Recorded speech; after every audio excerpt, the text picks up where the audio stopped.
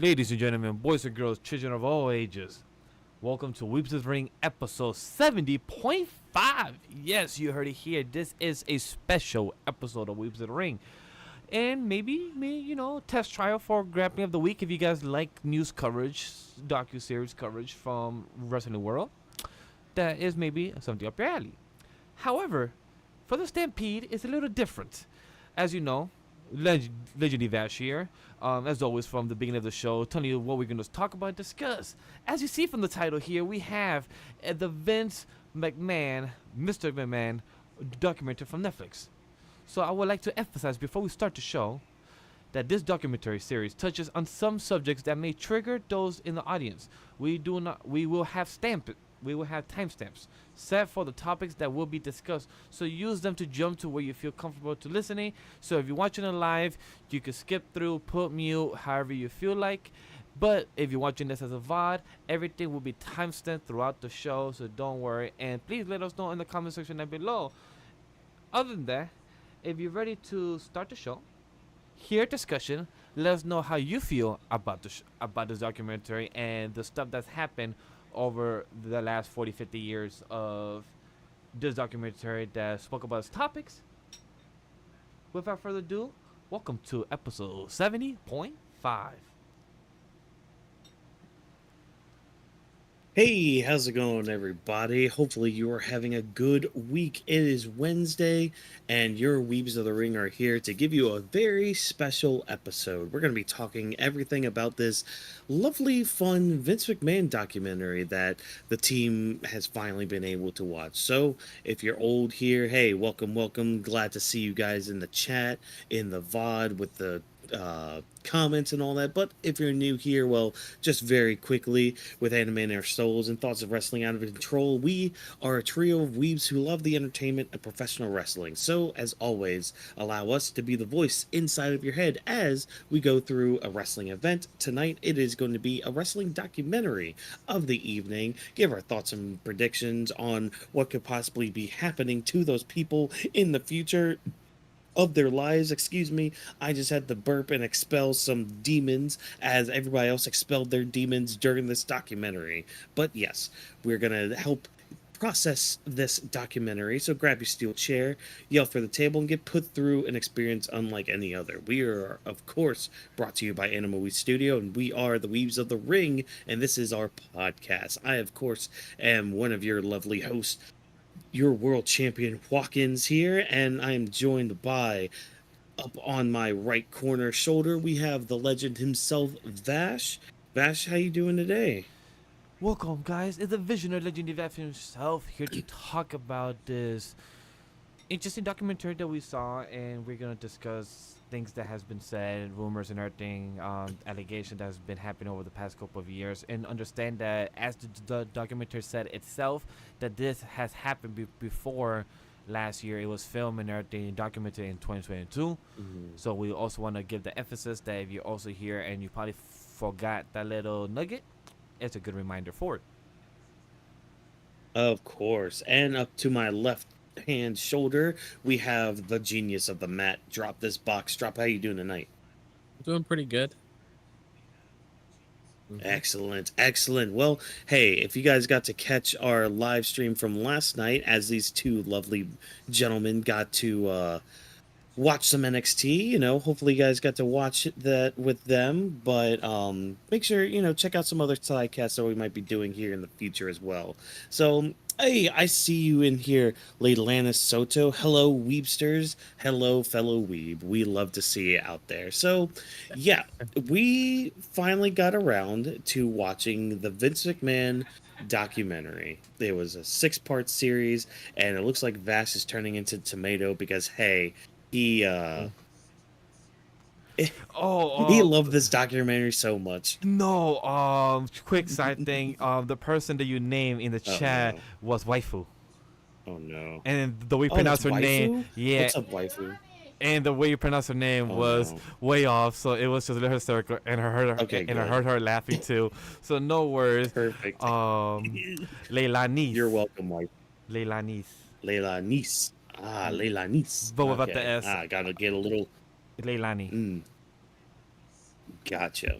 Perfect. Well, don't worry. I'll get it wrong again next time too. But yes, let's continue So, on with our show with the interesting coverage that we're oh gonna be man, doing.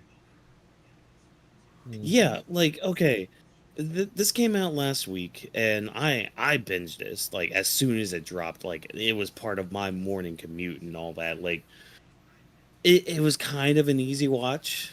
Um, but yeah, I know you guys kind of took your time with it, so I guess. Yeah, I guess let's just kind of go through everything that we kind of learned or I would say, relearned as you will I would with a say lot of things.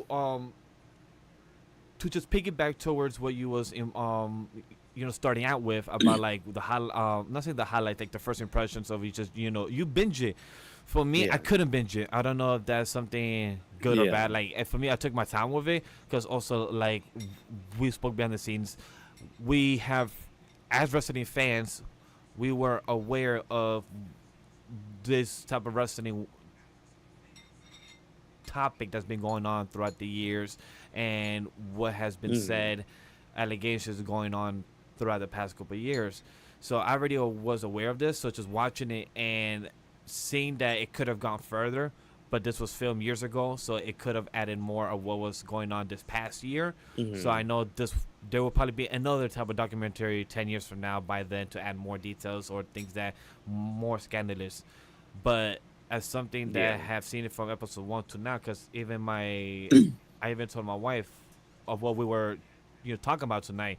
She was unaware about this, but hmm, she's now becoming a wrestling fan because of me. She's getting into the wrestling world, understanding. So when I mention who's Triple H, she knows who that is.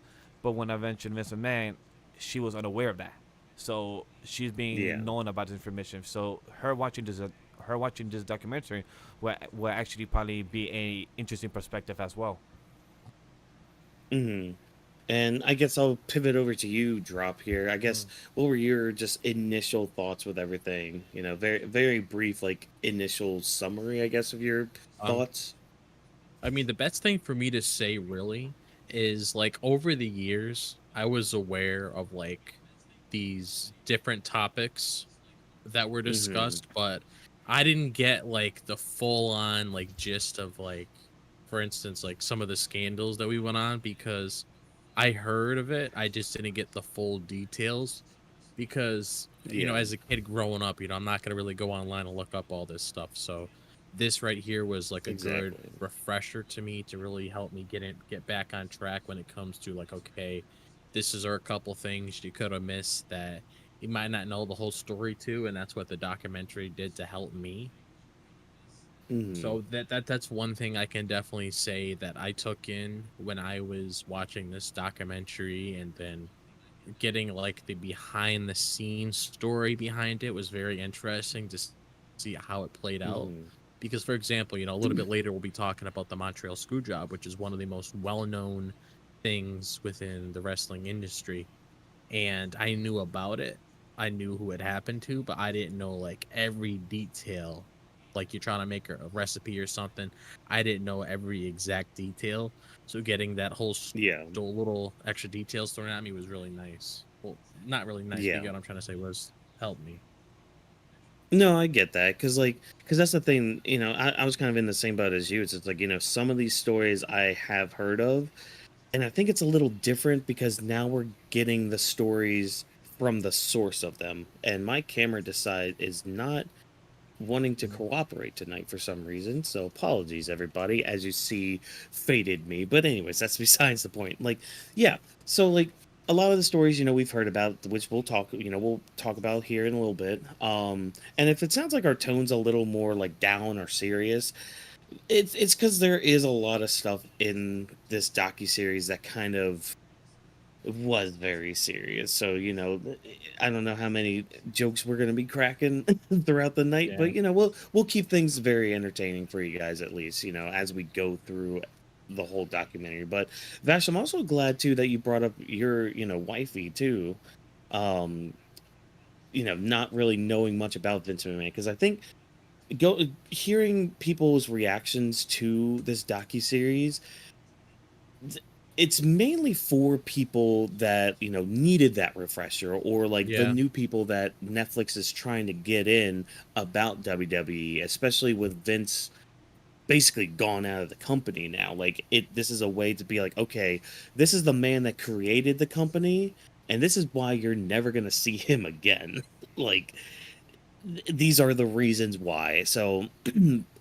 but of course, with every great story, we have to start at the beginning, and we got just a little bit of Vince's early life here. And I always say a little bit because they don't really harp too much They on his didn't. early I, life. I, Yeah. I honestly, as somebody who was unaware about his early lives, I would have liked to. I think we got like 45, 48 minutes of that episode without counting the credits. Hmm. I think we literally got a good. I would have preferred an hour and 20, hour and 30, a bit more, like another 20 minutes at most about his life, because the thing that shocked me the most about that was I knew that he fought his father for the company much later in the life, so I heard about that. Well, I didn't Hmm. know that he didn't. His father was not with him in his life in the beginning, so Hmm. he was with his mom, and they didn't have a dad. His dad was doing something else, but they didn't really explain why. Like they didn't explain that if his Yeah. dad was with a different mistress, or if the dad was just focusing on the company, so he chose to leave the family, but then he didn't choose to give money to the family. So that's something that was not Hmm. said. So I could have done my own research, of course, but it was something Right. that the documentary kind of left out that I wish they expanded on, because knowing of what happened with Vince and with Vince and with Vince and with Vince with Vince Senior, I got a little stutter there. Whew. It Yeah. No, was you're good. the little S right there. However, that was fascinating to see the father and son type of rivalry, but I wish we saw a Hmm. bit more of their early life about that, to see how that has affected Vince, other than him trying to fight for his father to work under him and everything. That was stuff fascinating, as my first impression overall from episode 1. Yeah. And that's the crazy part too, because like even like as the docuseries goes on, Vince mentions a few times he's like he doesn't like to look to the past. He likes to just keep going forward, which Yeah. And he has no that is a regrets. positive mindset. That's the Yeah. one Oh, yeah. bothered me the most. Every time you say, "Yeah, I have no regrets," I'm like, "Really? You have So it's like, none out of like that whole you history you sure about have? that? Like you don't No, have like at Yeah. least because Yeah. 20?" You sure about that? and like yeah, and it's like looking at like how his relationship with his father panned out, since we're talking about his early life. Um, we do know that his father was a successful wrestling promoter as well. I mean, he was the Hmm. one who was pretty much in charge of the World Wrestling Federation before it was put into Vince's hand. And we knew around that time that Vince was raised by his mother. There was a series of stepfathers that Yes. he had contact with, Hmm. and he didn't meet his biological father until he was 12, and that pretty much shaped his whole ambition to reconnect and enter the wrestling business, because a lot of people are bringing up this topic where they're like, okay, did Vince really care about wrestling, or was that just all Vince knew what to do? Because if you look at it Yeah. from the business side perspective, it seems like that was the only thing that he was really putting a lot of thought in, because Good. I don't know if I can really say What's that going on Vince tonight? really cared about wrestling. I It w- seemed to me it Yeah. was just something that he wanted to do to put out there just to get some sort of attraction on him. Because if you look at how he Hmm. was raised, especially when it came to his relationship with his father, you can definitely see that rub off between him and Shane, which we'll talk about a little bit later. Because it's definitely a parallel I did notice that I saw other content creators bring up when it comes to his relationship with his father. It's almost like he did the exact same thing with Shane later on. Like, you guys remember how, like, Shane Oh was yeah. trying to bring up ideas to Vince, and then Vince was like, if it's not coming from me, I don't want to hear it. And and he with said Vince, that if you want to get a deal over me, you gotta kill me yourself, or yeah, use a bat yeah, to me, or Oh something like yeah. that, which was yeah, and the Yeah, fucking reason that why, brutal that yeah, here. that story yeah, Paul told was yeah, crazy. Like, Like yeah, how do you have the audacity to say that okay. on a documentary? Like, you knowing that you're saying that, like, yeah, I'm gonna tell my son that you dead ass have to murder me if you want this company, and also if you want to get an idea over my head where I don't have to say no. Like what? Like your dad is telling your son that Yeah. Yeah. if you want his best friend, you gotta beat me to death for it. Like Yeah. that's an insane mentality. Like that's hunger of too much success. Yeah, Mhm. and then you see the exact same thing pan out with him and his actual father too, with Vince and Vince McMahon Sr., where he was trying to go Yeah. up to his father, trying to recommend all these different kinds of things, and his father didn't want to hear it. Like even the whole thing that we saw with Hulk, where Hulk was like, "Oh, I want to go out and do movies, do this and that," and then McMahon Sr. is like, "You're a wrestler, you don't do that kind of stuff. Like I only want you doing this and this only." But Vince was actually like, what, Hulk? Let's do a movie together. Go out and do this and that. So it's like Then it's no kind holds of barred happened. yeah. So it's kind of like it's just kind of interesting to look back, where it's like, you're pretty much the embodiment of him just acting Mhm. how he was. Probably not at the same level as him, because Vince did a lot of messed up shit, which we will discuss. Yeah. But Well, like he that's the thing. definitely It's like was in the Vince. footsteps of how he treated people. Yeah, like Vince was more ruthless in that aspect. Like, because when they go into the whole territories thing, like he would go into those territories and promote his own show. And back then, you didn't do that. That's like going on to that's like DC. Like running a comic where Spider-Man comes in, it's just like, hey everybody, don't forget to check out the latest Spider-Man comic. It's just like, wait, what are you doing in a DC comic? Get out of here! Like, Mm-hmm. you're not allowed in here.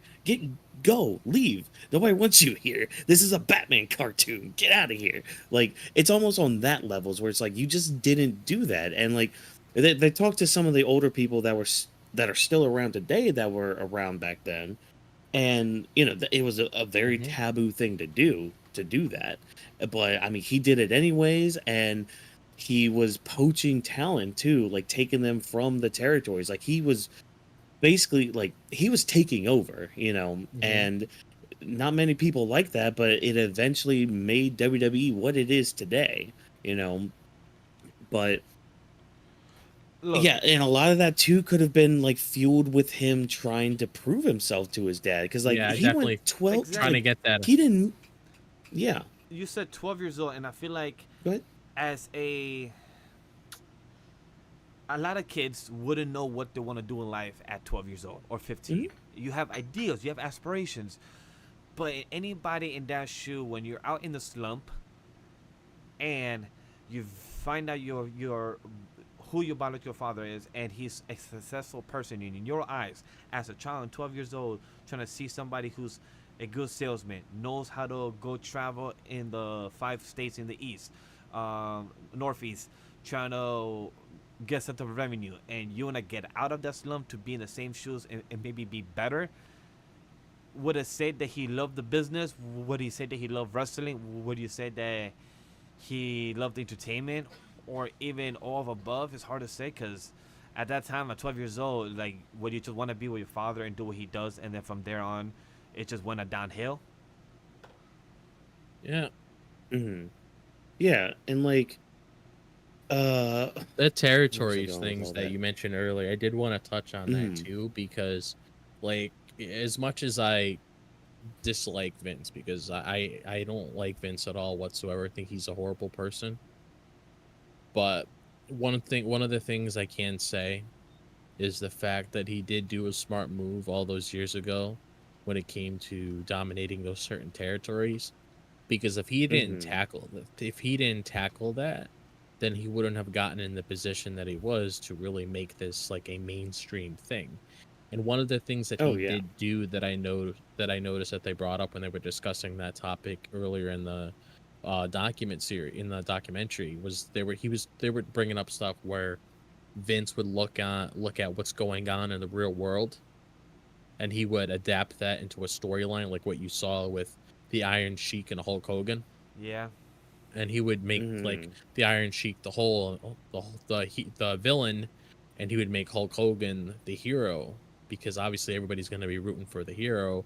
And he was going down the direction with that. And I remember they were doing something with Sergeant Slaughter that didn't really pan out too well, because I do remember that Slaughter got a lot of death threats and stuff because of all that shit that broke out. So Yeah.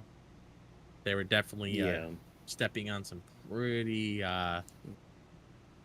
touchy stuff there. He tried to do Well, a like lot that's the of thing. It's like, and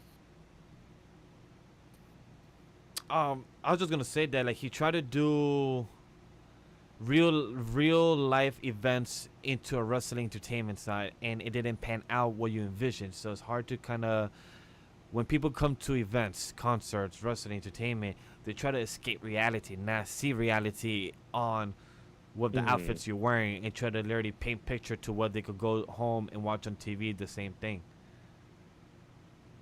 yeah, and like that's the thing. It's like he blurred the lines of reality and fiction so much that eventually he became what he ended up becoming, because like, and he even said it too. It's just like, and I was trying to find the quote until my computer decided to just freeze up on me with everything. But like, there was a quote he said, like, it was like the last episode or something. It was about how like eventually like a character, like a person becomes the character that they're portraying, and like you start wondering who's who in your own mind. Like he even told the interviewer like he had two mindsets going on, like during the interview, where it's like, there's one person that's like Vince McMahon, then there's the second one that's like thinking about some other thing, and then there's like apparently a third computer going on in his mind that's just constantly thinking about sex, and then it goes into like the recent scandal with everything. So it's like, oh,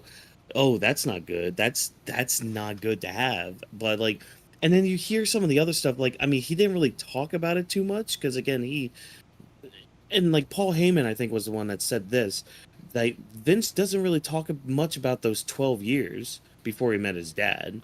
Like, Yeah, it's true. you hear mention about how like there was abuse and all that within his own family, whether it was, I mean, it was apparently a lot of physical abuse, but like he doesn't really go into that, which, I mean, on one hand, good on you, but Vince even says in the documentary, he's just like, it shouldn't define you and all that stuff, or it shouldn't like back up how you are as a person. But it's like, it kind of does make you into who you are, Yep. because, and Drop kind of mentioned this too, like he ended up kind of becoming his own dad, but almost turned up to 11, which, I mean, hearing some of the people too talking about Vince, like, oh, the Mr. McMahon character is just Vince turned up to 11. And then you hear Well, other people being like, no, that's just Vince. Like, it's it's so weird because like there's a lot of like back and forth going on where it's like Vince will say one thing, people will say another thing, but like that's kind of just how he was growing up, it seems like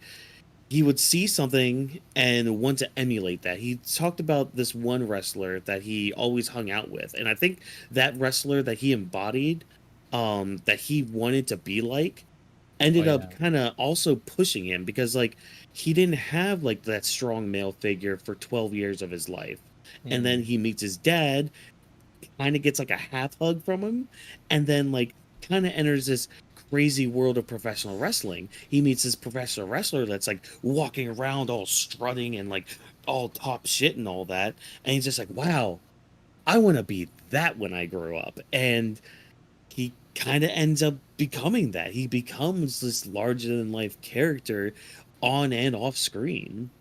I would say Hmm. this, that also from going from 12 years old to a without steadily type of father figure, like Joe brought up earlier, that Vince McMahon, he has a series of stepfathers. So going from Roma to Roma to finally find out your father is a successful person, and you just get into the entertainment world, where at the time it was the early 70s and 80s. There's also like what we're gonna get into much later about the scandals of the steroids and everything, where there was all drugs around during that time.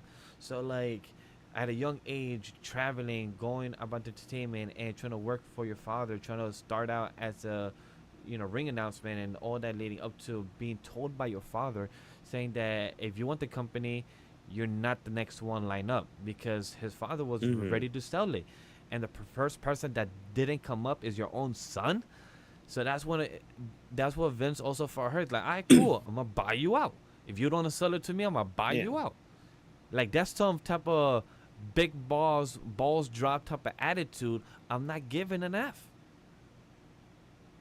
Well, like he also kind of had to prove himself to his father too with buying him out. He had to be like, I forgot what the story was, and yeah, but like he had to make so much money in order to buy the company that he ended up rising to that challenge. So like it's weird. It's weird because like throughout the whole documentary, like you hear some of the scandal shit and you hear like some of the other personal stuff going on, but like there's some sort of inspiration in there too Yeah. because again like Vince came from poverty, he came from nothing, and Yeah. then eventually he became a billionaire, like just from like, and again like shady business practices and all that stuff, but like it kind of started here with getting the company from his dad. Because yeah, his dad didn't want to give him that company, he wanted him to work for it, which I mean, Vince kind of transitioned that into his own, family, especially with Shane, like Yeah. trying to force him to almost kill himself on multiple occasions. Oh man. Yeah. Yeah. I believe So, he even I mean, like forced his dad out of the mhm, company too, right? And then his dad ended up working for him. yeah, for a little bit, yeah. Yeah. And I mean, it wasn't even until like his dad was on his deathbed where he said he even loved his son apparently. Like Oh that's yeah, some messed up he only family heard it that dynamic. first time. He said that first time he said, "I love you." Yeah. He appreciated it. Yeah. That was like Yeah. before he died. With Yeah, exactly. So it's like, oh, how can, like, what kind of family dynamic? Like, I mean, I guess it's just different for everybody else, but it's like, it's just so weird seeing that. And I mean, we'll see more weird family dynamics too within the McMahon family. But yeah, so this all, once Vince got the company, he started kind of promoting a little bit more, and then he took the biggest risk in WrestleMania, which, he was getting all these celebrities involved, and like it almost didn't go off. But I mean, luckily he was able to promote it well, and it became a larger than life thing, large enough to pull off another one the year later. That one almost failed too until WrestleMania 3 came along. Now, I want to point this out, especially with WrestleMania 3, because they went into like Hulk and Andre's match in there. And how did y'all feel about like that storyline with that, where it's like, oh, Hulk was like, oh, is Andre gonna do the job or not? And it's just like, well, he might. Or, I don't know. It's Andre and all that. Like, how did you guys feel about that? Because like there were some people that were like back and forth with that idea and with that like whole storyline too. Because it's like, oh, going into this match, oh, Andre's never been defeated, he's never been power slammed, and yet we had Dave Meltzer, fact checker, here being like, yeah, no, he was. He was all those things. He lost. He I got body was slammed. laughing What are you talking when about? Dave Meltzer was there, just literally just yeah, he was there. He did all that. This happened last week, but they did it all the time for the hype, for the promotion, for this, and I felt like he was nonchalant about all the things he was talking about during the documentary, like not just episode one, but all the way to the end. Like he was, he was speaking like he was a know-it-all about the things that Hmm. like he was discussing, like he knew, like he was part of every single event. Yeah, and I mean that's just kind of Dave Meltzer, because I mean, he is, he was very much in the fray with a lot of that stuff, and I mean he was reporting on it too, and I didn't even know about like the other reporter that was like hell bent on destroying professional wrestling. Like apparently that guy was like, and even Meltzer said, yeah, not even I was going that hard Yeah. into like the dirt sheets and all that, but like this guy like had a vendetta against professional wrestling, and it ended up getting to the point where the FBI got involved, and that's how we Yeah. got the whole like Oh yeah. um Yeah. Yeah. I know what you're one talking of the about scandals because and all that. yeah, I Hmm. forgot what the guy's name is, but I remember he was like going there trying to ask some questions like, "Oh, is this real? Is this real? Is this real?" And then he ended Hmm. up getting hit in the back, and then he Oh, was I wasn't going even on. talking about that guy, Oh, oh, okay, but right, but that is one of them, yeah. yeah. And like going back to like the whole Hogan and Andre thing, um, Hmm. I mean, the way I personally saw it is I feel like they were just in desperation just to have like a top guy that's like hot on the map and they wanted to do everything they possibly could to gain that attraction with Hulk Hogan. So having him going up against I don't know, Andre the Giant, and having him body slam Yeah. him and having him take the pin and all of that, considering how he was on this like undefeated streak and everything, he would be the first person over many years to really do it. I just feel like it was just a business move from that point on, because we did see like later on they were really struggling to find somebody to like really help carry the company like Hogan did. So they did everything they possibly can to keep Hogan relevant. Yeah. The name of the reporter was Phil Mushnick. That was Oh, the yeah, guy I'm on that it. was like, I was trying to find the yeah. life of his name. I'm going through Yeah. Reddit, Google. I'm throwing through pictures and trying to find it. No, Phil Mushnick was the guy, like, because he even was touting, oh yeah, the FBI reads my reports and all that stuff. And it's funny too when you like look onto that, because they got Hogan to, and I know I'm kind of jumping the gun with like one of the scandals and all that, but like the fact that they kind of got Hulk Hogan to testify against McMahon, and it didn't really pan out the way they wanted, because they didn't really have much to go off of It was funny to during that really like get him. during that segment. Even Hulk Hogan, I think this was episode 2. It was Hmm. Hulk Hogan was telling uh the people that was there, saying that I was answering the questions correctly. Vince never told us to take the steroids. Like, he even said that FBI wanted somebody, one person, to at least say Vince told you to take steroids, but nobody Yeah. said it. Like, no, Yeah. we took our choice. Even I think Tony Atlas even said it. I took steroids before I worked for Vince. So even people were Mhm. just saying like, I did it by choice. I even did it before him. I kept doing my thing. So nobody got told by Vince like, hey, take steroids. They said, hey, Vince told us to work out. Vince told us to get our body Yeah. built, but he never explicitly said, yeah, go take steroids to get bigger. Tony Atlas may be he may be the highlight of this whole docu-series, Oh yeah, because he's like pretty blunt about Oh, he that, it. gave no fucks. yeah. I mean, there was one part he was just like, yeah, if you people knew what exactly we did in the back, like especially to like the women and all that, like he was like, if you guys looked at that, we would be looked at as criminals right now. Yeah. Like, and that's, I mean, it's one of those things, because like it's just like when, the recent scandal of Vince McMahon came out. It's like, it's one of those things where you think about, oh yeah, this probably happens because, oh, billionaires and all that, they always have scandals like that bullshit. P. It's Diddy. like, it's one of those things where like you think, okay, that probably happens, and then you hear that it happens, and you see what exactly happened. It's like, oh, you're a piece of shit. Like, you are the biggest piece of shit. It's just this documentary, like for a lot of people like ourselves, we knew a bit of information. Mhm. Just this to hear from people here. Like, I know this was tough Yeah. for Paul Lesvec, Stephanie McMahon, like knowing that hopefully their kids never have to be bullied in this type of aspect about their grandfather and everything, because like just knowing that you're part of this family, it's tough. Mhm. Like, even for Shane, like, again, I don't want to jump all the way ahead, but just knowing that Shane had to even leave the company just because he couldn't be involved with his toxic father. Yeah. Man, but oh boy, oh boy, oh boy. Yeah, no, Tony Atlas again, he was he was probably the best part of this whole thing.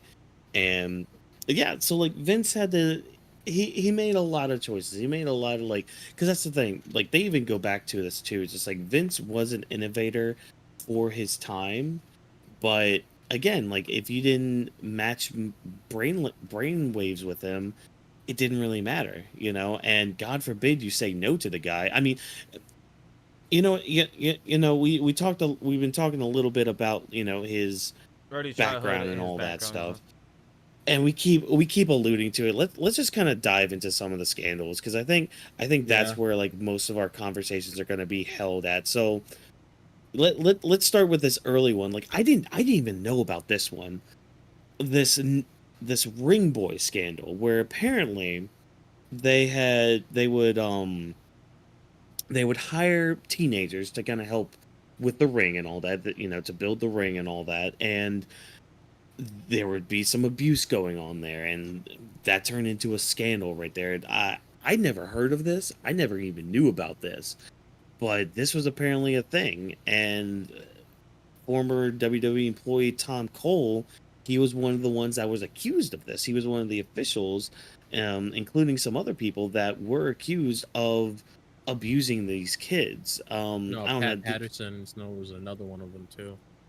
Yeah, which that one's interesting because like so many people go back and say, "Oh yeah, Pat Patterson was fine. He was innocent." And yet once again, Tony Atlas, he's just like, "Yeah, no, he grabbed my pecker." Yo, when he Like, said he that, just bluntly says it. and I love how the interviewer asks, "Did you go to Like, wait, somebody? what? Did you go to somebody about it?" And they're like, "Who can I go to?" And like, Vince, and Mhm. like, Vince, no, I'm gonna get Yeah, fired he or laughed. do what I let or do what I do. And then he said like, "What did you just tell anybody?" I was like, "Oh, well, he's the booker. He is the second person in command." So I love how he's just Mhm. straight up telling you like, "What the fuck you want me to do? What the fuck you want me to do? Yeah, It's either my job because or that's that's it." yeah, because like this is the business where they will publicly humiliate you and they will publicly punish you. And Vince Yeah. has done that many times in the past, even just like in recent history. So, what do you think he was going to do then? The same Yeah, exact thing, exactly. only worse, you know, because he could quote unquote get away with it then. Man, but like, I don't know. Drop, did you know about this scandal? I didn't know about this at I all. was not aware about this. Yeah. This is one of the few things that I did learn about the documentary was the Ring Boy Mhm. scandal because just getting like some information on it just so people know. It Yeah. was said it happened in like the early 1990s, where it was a shocking scandal that revolved around allegations of sexual abuse, including young boys, often referred to ring boys, who were hired to Mhm. help set up wrestling rings and assist with events. And this scandal came to light when WWE employee Tom Cole publicly accused WWE executives, including ring announcer Mel Phillips, of sexual misconduct. And Cole alleged that he was sexually abused by Phillips and other officials while he worked in WWE for his youth, and it ended up threatening to expose the widespread abuse within the company and other individuals stepping forward to share similar experiences. And WWE was forced to confront these allegations, but the matter was eventually settled out of court. And WWE denied any wrongdoing, and the scandal tarnished the company's image and raised serious questions about the protections of minors within the organization. So, just to give you guys some like brief information on what that scandal was all about, like I said, I wasn't aware of it, but it's pretty fucked up, like the way that the wrestling Mhm. business was like all those years ago when we hear stuff like this coming to light. Because it's like, you got people there working for you, making sure that everything's in order and stuff. Like, why do you have to go out of your way and do that? Like, that's just really fucked up. Like, I'm not going to be supporting anybody that does any of that kind of shit. Like, I'm going to be shitting on you for that. Like, that's some pretty messed up shit to like go through, and Yeah. especially when you're trying to be like the biggest wrestling promotion out there, you can't be having stuff like this happening within your company. Like, why are you taking advantage of your employees? Why are you doing this or that? I mean, if you want people to work out, if you would help you out, I mean, you want to make sure that you're doing things accordingly and everything's getting done the way it's supposed to, not doing stuff like this. Yeah. And like, because that's the thing, it's all a power move. It's all to just show Yeah. Oh yeah. power that, you know, you are the top dog, you're the top thing and all that. And I mean, Yeah. even with Tony Atlas, like earlier in the documentary saying, "Oh yeah, we abused the hell out of women." His words literally. Yep. like like saying that, it's just like, okay, you had the women, why the boys then? Like, why the teenagers? Like, why did that have to be a thing if that was like happening? Like, not to say one's better than the other, but it's like, it doesn't make sense. It It just doesn't make I sense why you would felt do that. I felt very sad when I saw the boy on the TV giving his like, yeah, you know, I was working there at 16 and everything, and they was offering me either the Hmm. drugs or doing other sexual needs, and I was like, shit, like, it's fine to even offer the 16 like these type of options, but then you go to the other bad side of the sexual needs, like, yo, at least the drugs people could say no, and like these other options, you just start to be like, damn, it either go out of business or work and or be homeless, and then you have these Hmm. type of things like that's just a hell no. And just to hear Yeah, this, it's just yeah. very saddened. Yeah. Especially with like the whole power move that Watkins brought up. It's like knowing how you're like one of the guys that helps write the event of what's going to be happening in the evening. Like it just sucks where it's like, okay, you're not going to get screen time unless you do this. Like it's just disgusting.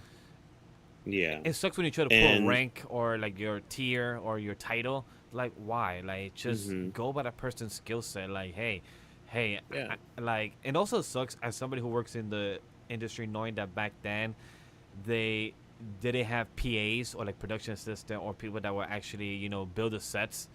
Like nowadays we have that where people actually working and building the sets and do what they need to do.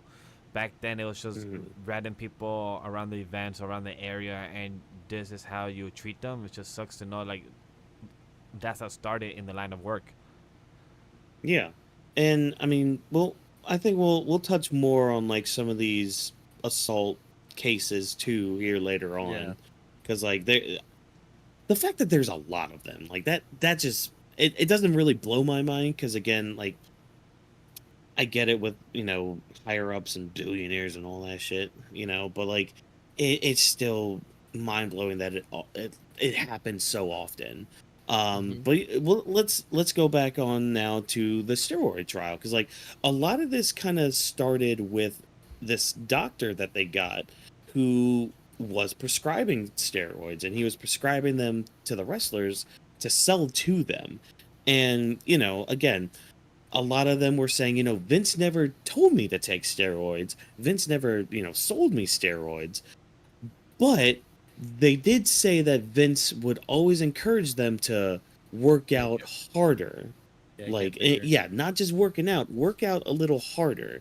And most of the time that involved getting injected with steroids. And I think the kicker too, and this is something I think we've known just from years of knowing the story, a lot of the wrestlers like were bullshitting on the stand when they were just like, "Oh, I've never taken steroids," and yet.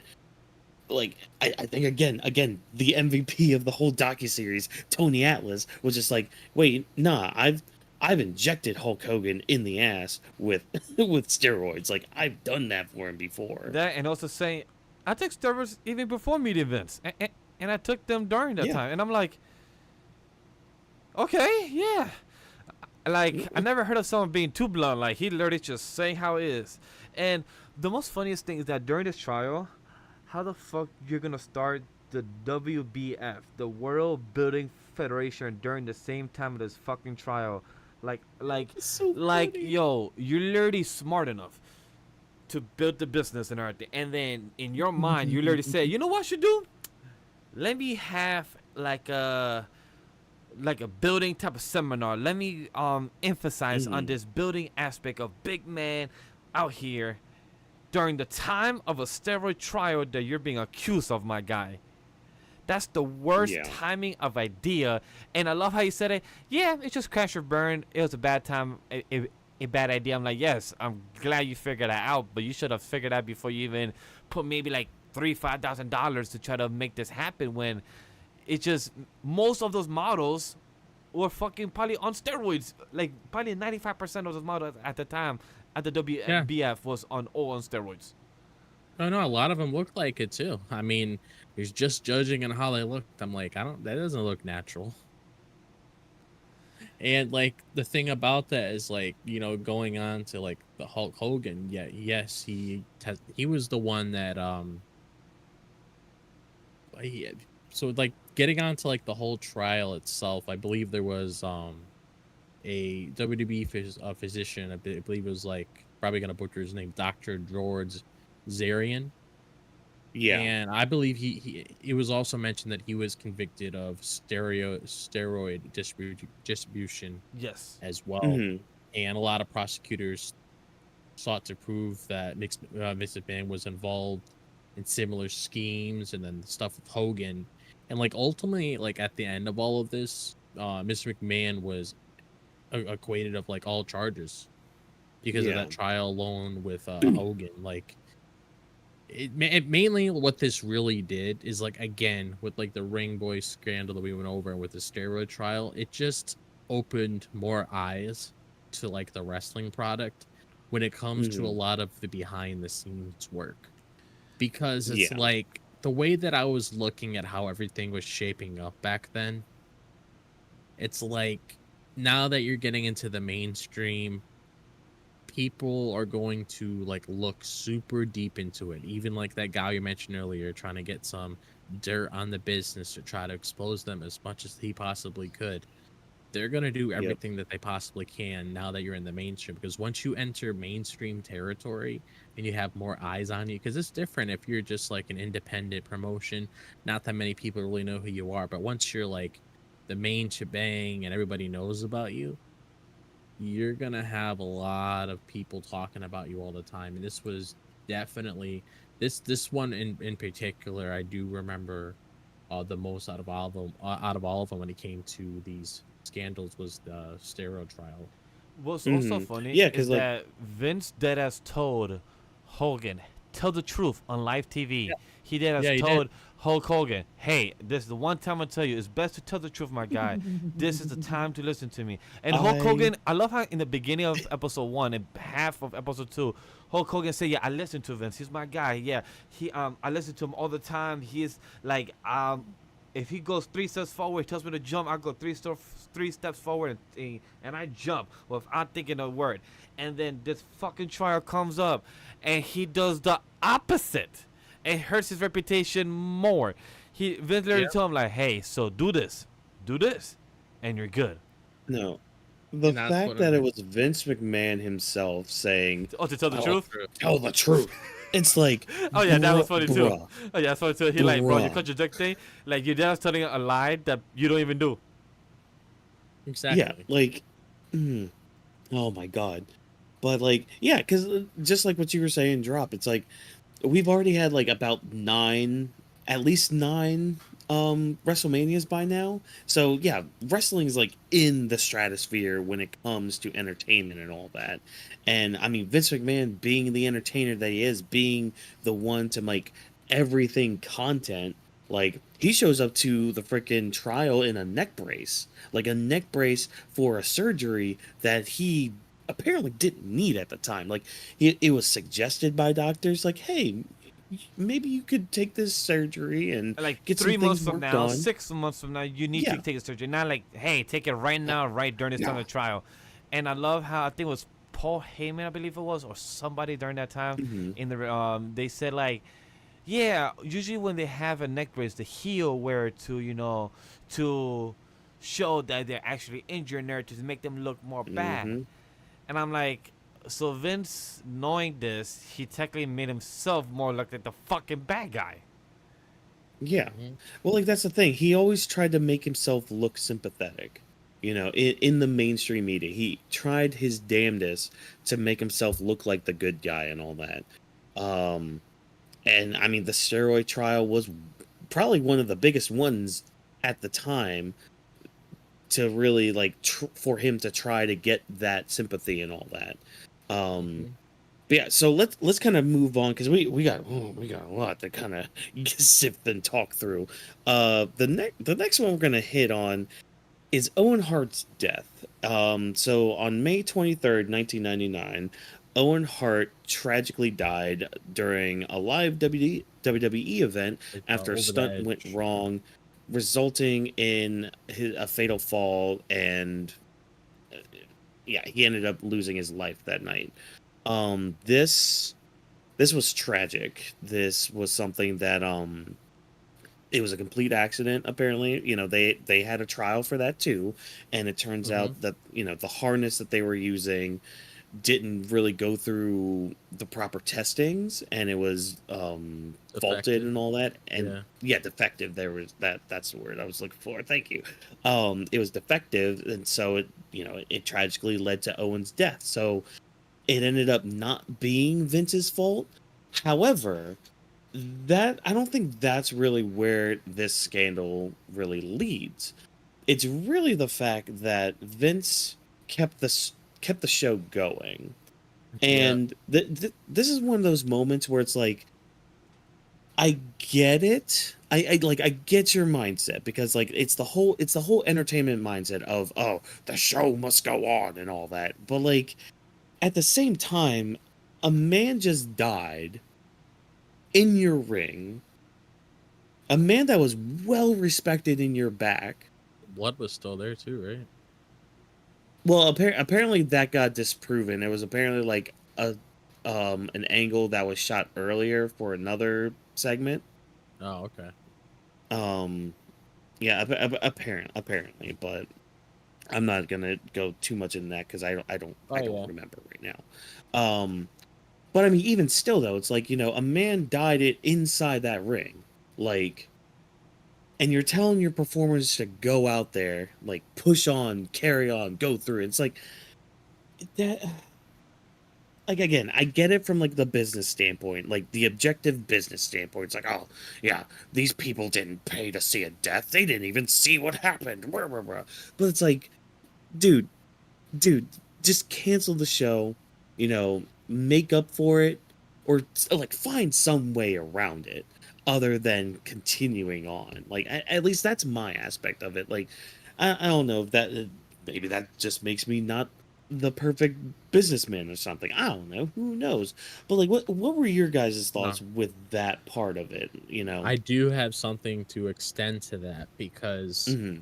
since we are on the topic of hand and we'll dive into that, I would Mm-hmm. assume, and probably just probably one of the Montiel Screwjob we'll talk about a little bit later. But the reason why I want to bring up Bret Hart right now is because Oh yeah. obviously we'll dive into that a little bit later. But just to touch on this during the topic itself, there was a part of Bret that thought that everything that went on with him and Vince and everything that happened within the company that revolved around his exit before he went to WCW, which we'll touch on WCW later. But Yeah. when it comes to his departure, he thought himself that maybe this was Vince getting back at him Mm-hmm. for that whole scruffle that they had with one another, or just basically that whole breakdown that Bret had. And to him, it's like, oh shit, is he trying to get back at me by like killing my brother and doing stuff like this? And it's hard not to disagree. It's hard not to say that Bret is wrong, because if you're looking at the mindset of a brother, somebody that he really cares about, somebody that he grew up with and stuff like that, somebody that he did stuff with in the business, it's kind of Mm-hmm. hard not for him to think that, considering the kind of relationship that they had at the time. But of course, Yeah. later on he found out with a lot of the investigation that went on that it wasn't Vince's fault.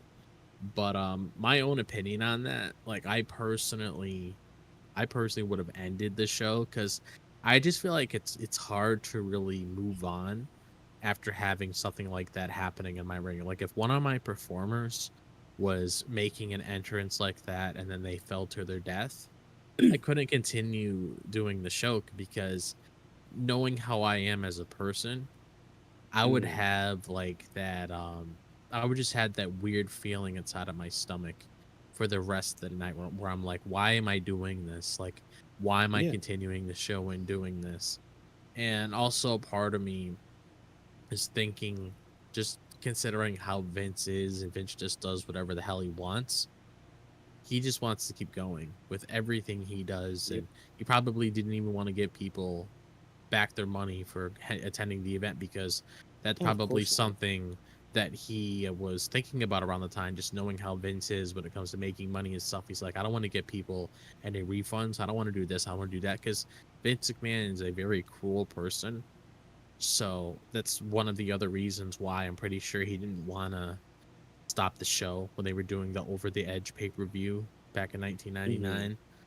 So it's just a really sick feeling in my stomach because I know any normal person who has a heart would want to stop the show right there. At least for me, and I would assume for both of you, you would probably want to stop the show because you gotta look at it like this, where you're like, what is the company's image gonna look like if we just, oh hey, Right. someone died, let's just continue moving on. It's almost like you're not really acknowledging it. It's like, okay, someone tripped, they'll get up, they'll sit down for a little bit, and then they'll get back up on their feet again. It's like, no, that's nothing serious, dude. Like somebody like just passed away, and I was only like 2 years old when this happened. So obviously, as a young kid, I didn't really know everything that was like going on around the time until I discussed about it earlier. Because I do know for sure, like when it comes to the steroid trial and the stuff of Owen Hart, that was definitely like one of the things I knew about the most. And I do remember hearing that it was completely dark there. Yeah. I'm not sure. Yeah, it was like like whole arena was dark. That's why like nobody in the Yeah. audience saw what happened. Apparently. Yeah. I would assume they must have heard it because it's kind of hard not to hear something like that. You probably They had heard to have. something. Yeah. Yeah. It's just, I would say, in my opinion as well, is like I was 3 years old at the time, and I didn't know about them until like years later. Maybe like I was 10 years old at the time is when I knew what has happened or aware of it. But just knowing, like, I have a brother, so knowing that even me and him are not the best in terms, just knowing that if me and him are in the same job field, us working, and knowing this happened, I will have the same mindset, like, bro, like, hey, me and this dude literally argued a couple months ago, and or like some time ago, and I will have that thought in my head, like, did he do this to get back to me? Like, anybody would have those type of emotional feelings of how, like, hey, he would do this to get back to me, like knowing that's Vince, who he is, the cool person that he is. Like, that's a tough type of thought, but knowing that months later, weeks later, to know that after investigation, knowing that, hey, it got all turned over, this is what actually happened, it was a default, this happened, like, all right, cool, I can't blame the guy, but I could still be mad that the stunt wasn't safe enough or whatever, because even Owen Hart, his wife, his wife his wife Martha Hart, even filed a lawsuit for it, and Yeah. it just got not brushed under the rug, but they dealt with it behind scenes and not kept in the courtroom because Vince didn't want to have this continue going on to affect the company and all that. Like, I guess I get it. The company is your baby. It's something that you've been pushing. Product. It brings revenue to you and many others. But you have to have some fucking humanity somewhere inside your soul to even know that, hey, somebody just died on my floor. Somebody just died in my arena that I right now have booked. I gotta stop the show. Like I can't imagine how the rest of the wrestlers and the people, the crew was just there, still going through the night. Like, hey, we just lost somebody. I do recall seeing a clip of like Undertaker that night when he was in his match with Austin, and there was a particular clip that was going around where Taker was like looking at the spot, and he just had like this depressing look on his face. I'm not sure if you guys ever saw that clip. But it was I know which one you're talking about. I recall it, but I don't remember too much in my head. But I do recall something like that. Yeah, I just saw it recently, and it's like, it's almost in a way, in his head, he's like, the show's still going. Yeah, it's like, why are we here? Why are we doing this? Yeah. But I mean, I guess from one death we can move on to another one that was really bad. So the Chris Benoit 2007 double murder suicide. In June 2007, Chris Benoit murdered his wife and son before committing suicide. Shocking everybody. Like, this was, so for me, this was around the time where I was kind of starting to fall out of wrestling because like they were doing this whole storyline with Vince's illegitimate child and all that. And I remembered not really digging that storyline. I remember they also were doing something to add on top of that would be the Vince quote unquote death Oh yeah, around this So like, around this time too. well, it was literally the week before, because Yeah. like the week before, like Vince cuts this really weird promo, and he ends up like walking backstage, walking by like everybody on the roster, goes into his limo, and his limo blows up. So like the whole idea was that Vince was going to be dead, which was something he wanted to do. Like that's how he wanted to write off the Vince McMahon character, was for him to like go out in a blaze of glory like that. But it's like it was going to lead to the reveal that he had an illegitimate child, and that was going to be end up being Mr. Kennedy. But because of this and other factors, that ended up not being the case. It ended up being Hornswoggle, but that's whatever. But literally, it was like the next week where Vince has to come out to an empty arena and be like, "Hey, so this happened," and at the time, like literally at the time, like of them doing the live show, they had no idea that it was what it was. Like they thought that it was just Benoit was found dead. And as the show's going on, the news starts coming out. It's just like, oh, this is actually what happened. And I mean, you got to kind of feel a little bit embarrassed, because it's like, on one hand, I mean, for me personally, I don't really blame WWE, because like, again, at the time, like literally the time of the day and all that, they didn't have all the information. So all they knew was that, hey, one of their best talents was just found unalived in their house, him and his family. Like that's all they knew. And then again, as the night goes on, they find out more and more, and it's like, oh no, we need to distance ourselves with this. And I mean, I don't know. Drop. I'm pretty sure you were watching at the time too. Like how did you kind of, how are you processing all of this with, because like I was a Benoit fan. Like I loved that guy. And then for it to come out that all of this happened, it was really shocking. And again, like this was around the time where I was kind of getting done with the WWE product, and I eventually did take my hiatus for a bit. But Drop, I want to start with you with this. Like, how were you processing all of this? So this was actually around the time when I first started getting into wrestling. Like this was around Okay. like WrestleMania 23. Like that was when Yeah. I first started watching wrestling for the very first time, and I was following everything through.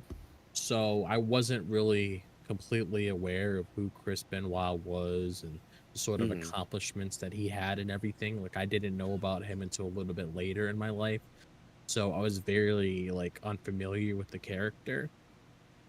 But going off of what I know now and then looking at what I saw within the documentary itself, um, you know, when it comes to WWE, they were doing one of those things that they normally do whenever they lose a wrestler. They're trying to honor their memory, do a tribute show a whole bunch of clips and stuff. So throughout the night, like you discussed, they didn't really know about the situation until they ended up finding out details throughout the show. Hmm. And Is that that's episode when, still well, alive, or has they also erased that one from history? I'm not Let sure. me check. Actually, He himself they is probably erased from erased it. history. Yeah, I know I know that. they have erased him from history, but like I know they haven't, like, have they always erased also him from his matches? Like, have they erased matches from during the shows, or that's kind of hard to do? No, no, they No, still have his matches up on like I guess WrestleMania 20, for example. They still have that match up. that's the Okay. Like triple they threat, still, right? what, 20? Yeah, is that the triple? Which one did he win the World Heavyweight Yeah, Championship that with? was the triple threat Okay. with Triple Triple. H and Michaels, and then at the end of it, him and Eddie hug, and it's an awesome, like it, that's what pisses me off the most, I think, about this I moment. think And this I was know this also whole thing's about almost around Vince. the same time as Eddie too, and I know that Chris Um, was No, also very yeah, close to Eddie. I think Eddie was like oh almost nine, right? Eddie was almost like 2 years before that, Yeah, Okay, yeah. I, Oh five. because yeah, yeah, but I know the reason why I bring that up. I do know that he was very close to Eddie, and that really fucked him up. yeah, mm-hmm.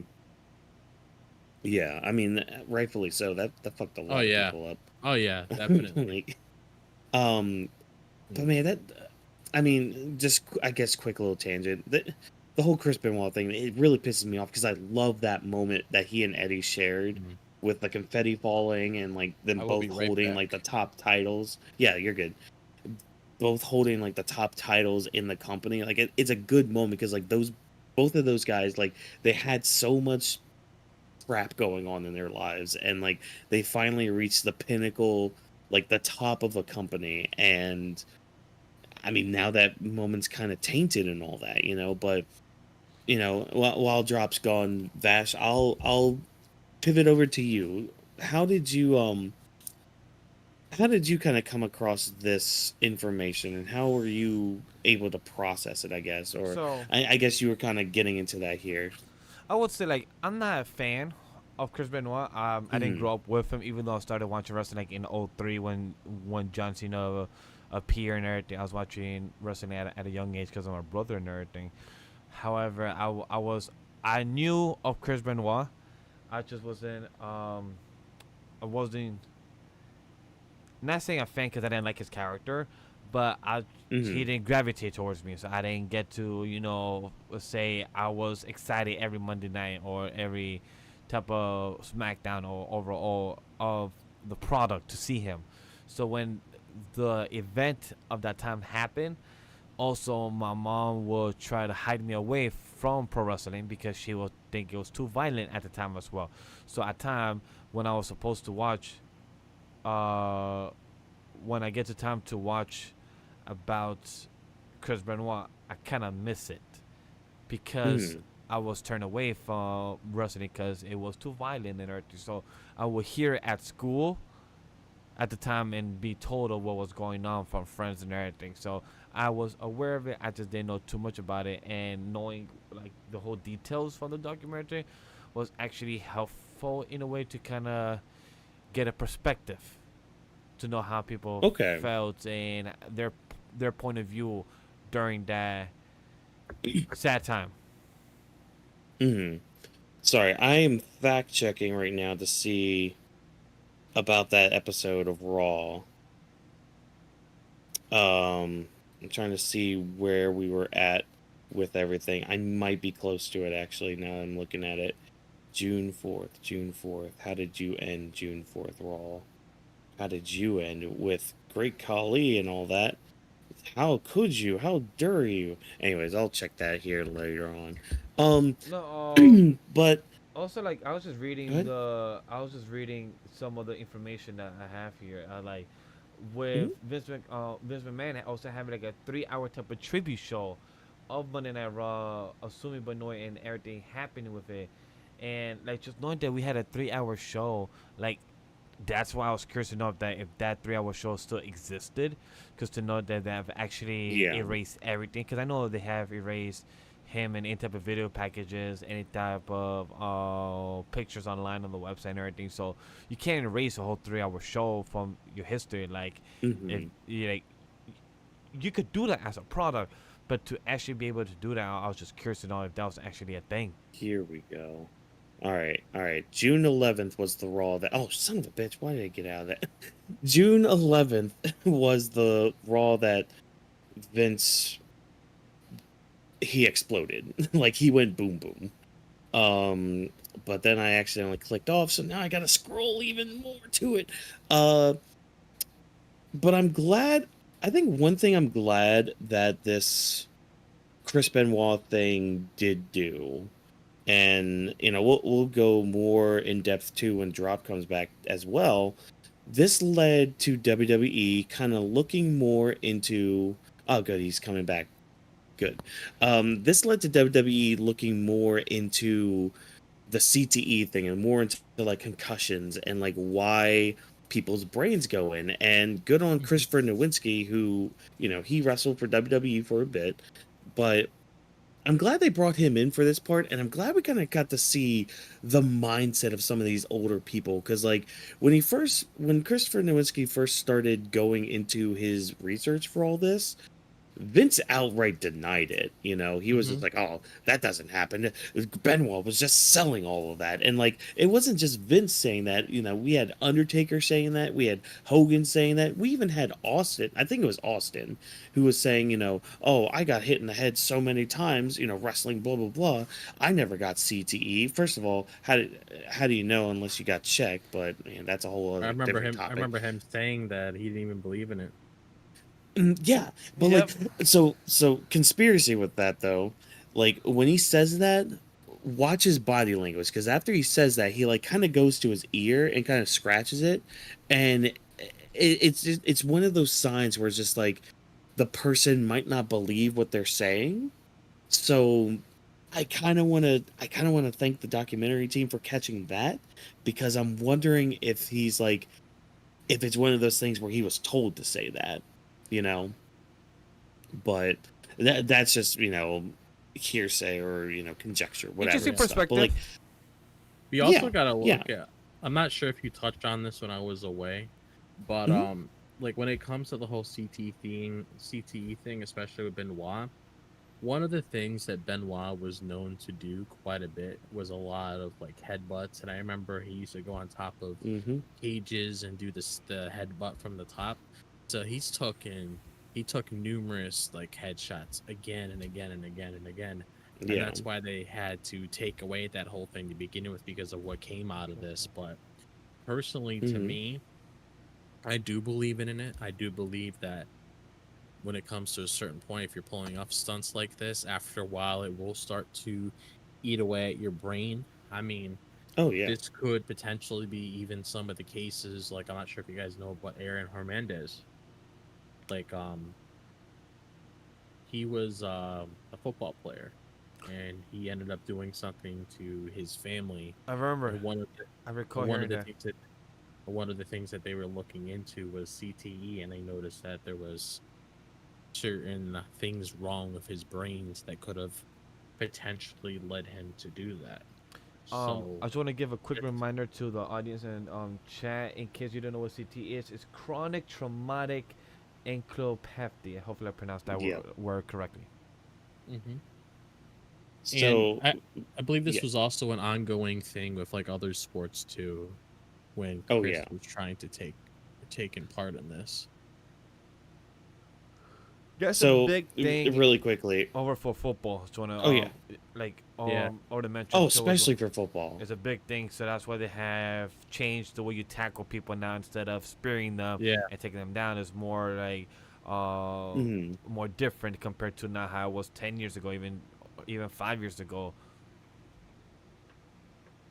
Well, even just like the helmets that they use too, like there's so much more protection on the helmets with them, and there's like so much more regulations, especially with like when you tackle too. Like there's more of just like, oh, even if you go for the head, or even bump the head too hard, they'll throw a flag and be like, oh, you're roughing, blah blah blah, whatever. Um, but yeah, it was so weird seeing like, and especially the Undertaker too. Like he was just like, "Oh, we had to get rid of the chair shot to the head," and he hated that. Which Hmm. I get that. Again, it's one of those things where it's just like I get your sentiment, because yes, the chair shot to the head, very effective tool, very effective move, and all that stuff. But like, kind of glad it's gone for that reason, so that way you guys are healthy with it and all that. And you could still wrestle So for 20 plus yeah. years. Where like Sting, a lot hmm of people cannot do what Sting did. 40 years anniversary. A lot of people cannot do that Yeah. in this type of field. So for Undertaker to say that when he said it, like, yo, my God, like, you should be grateful that you still are in a good movable state, like where you can still run, do your quick reference, like in WrestleMania 40, like literally come, jump in, do a choke slam, and then run away. Imagine those chair shots still Yeah. existed. Like for that to be the case, like no, like this is more about health. Like yes, it's called Wrestling World Entertainment, but doesn't mean that you should risk your life for it. Hmm. Exactly. Yeah. But hold on, because I thought I had it, but maybe I didn't have it. Sorry, I was so drop, just to kind of catch you up with this little aspect of it. Um Vash was wondering if they still had the episode up that they did as the tribute for Benoit. And I said they probably did. So I'm trying to fact check it here on good old Peacock, and I think I'm almost to it. I'm about to click on the June 25th episode of Raw, which was 2 weeks after Vince's limo blew up, and we'll use this to kind of end the segment with the Benoit thing, which I think this might be it actually. There's Taker. Yeah, because Oh, all yeah, they. Oh yeah, they yeah, I think they got rid of the whole thing because this looks like a clip show. This looks like a clip show Yeah, of so other the reason I Raws asked and because now, SmackDowns. because the reason I asked is because whatever copy that people have in a physical copy of Monday Night Raw or SmackDown, that is the last copies of it. Because now that the power Yeah. of streaming, like the product WWE, Apple, Netflix, anybody could literally erase any product that you don't want on the streaming app because you are Yeah. embarrassed from it like that. So they just took out a whole episode of a 3 hour type of memoir. Yeah, so more than likely the only place you could really find it at this point is either on some random ass website or YouTube. Yeah, or if you have a physical copy, you're lucky because that's literally Yeah. one of a million. Yep. Yeah. Seems like they replaced that episode with a clip show. So hey, cool, neat, awesome. So we're just gonna put a little timestamp on that. So hey, look up all your stuff about CTE. And again, I'm glad that they took steps in order to make the superstars healthier and all that. The next scandal we'll just kind of touch on really quick. This whole Jimmy Superfly Snuka and the death of Nancy Argentino.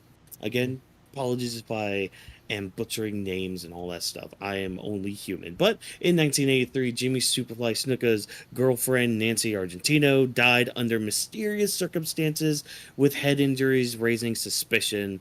The story is that WWE just kind of swept this under the rug, and he was initially not charged with her death, but the case was reopened back in 2013, leading to charges in 2015. And because of Snooker's declining health, they couldn't really do anything about it, and he eventually passed away in 2017.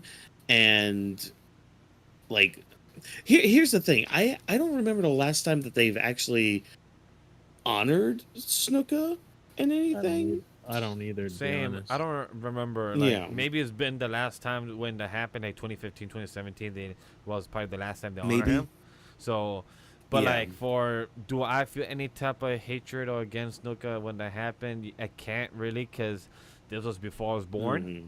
So it's like I wasn't even there during that time. Like so Yeah. for the case to get reopened, like so they found something, but they couldn't do nothing with it because of Yeah. because of status limitation that he's getting older and his health is declining, so he Mhm. can't really be part of the trial there mentally. So like, okay, Weren't they trying? Yeah. Wasn't Vince trying to like use money to get away with it? Because I remember That was something pretty much about it. money. Like that. Yeah, Yeah. Yeah. Because I mean, hey, billionaire. Like, and as we see, he tries to use hush money a lot. So it's like, okay, yeah. great, awesome.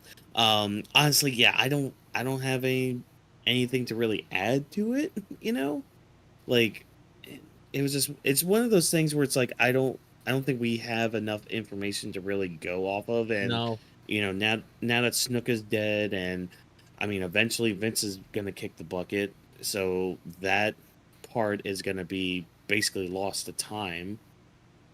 yeah, So I mean, yeah, we can just move on now. Now we're gonna pivot really quick from like all these kind of negative controversies and all that. We're gonna pivot now to a very interesting story known as the curtain call. So the setup for this. So there was a group, mainly in the back they were known as this.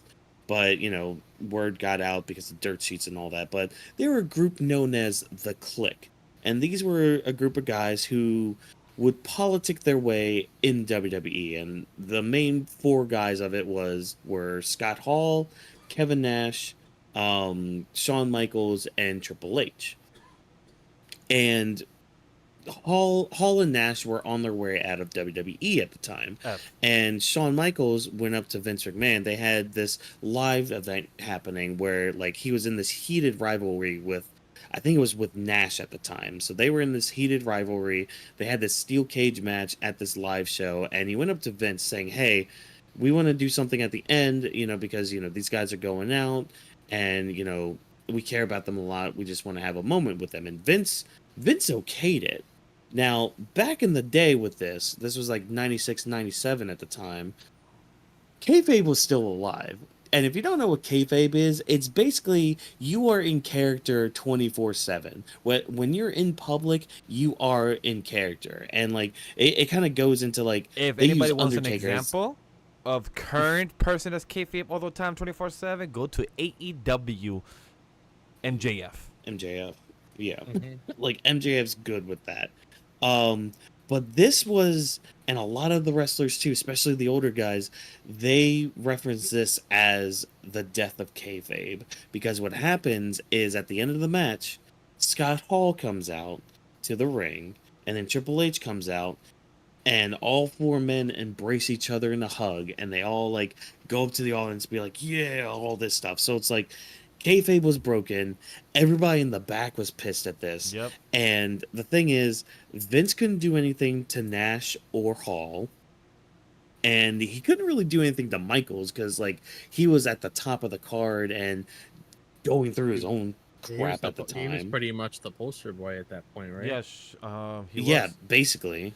Yeah. So the only one who he could really punish was Triple H. And the story with that is that Triple H was supposed to win the King of the Ring, and because of this incident, he didn't, and Stone Cold ended up winning it, which we know now how much history that gave us. But Drop, I think you had mentioned wanting to talk a little bit more about this and like kind of diving into this a little bit. So I'm gonna give the floor to you.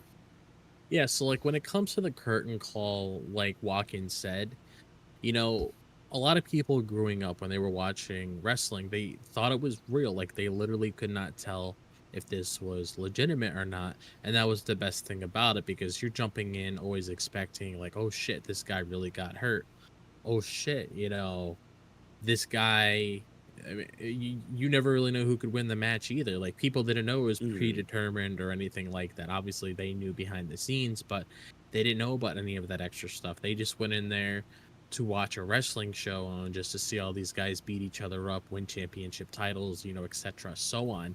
And they always looked at these people to be good or bad, or in wrestling terms, either baby faces or heels. So once kayfabe was broken, that was a turning point for the whole entire wrestling business, because I believe even Triple H brought this up. I think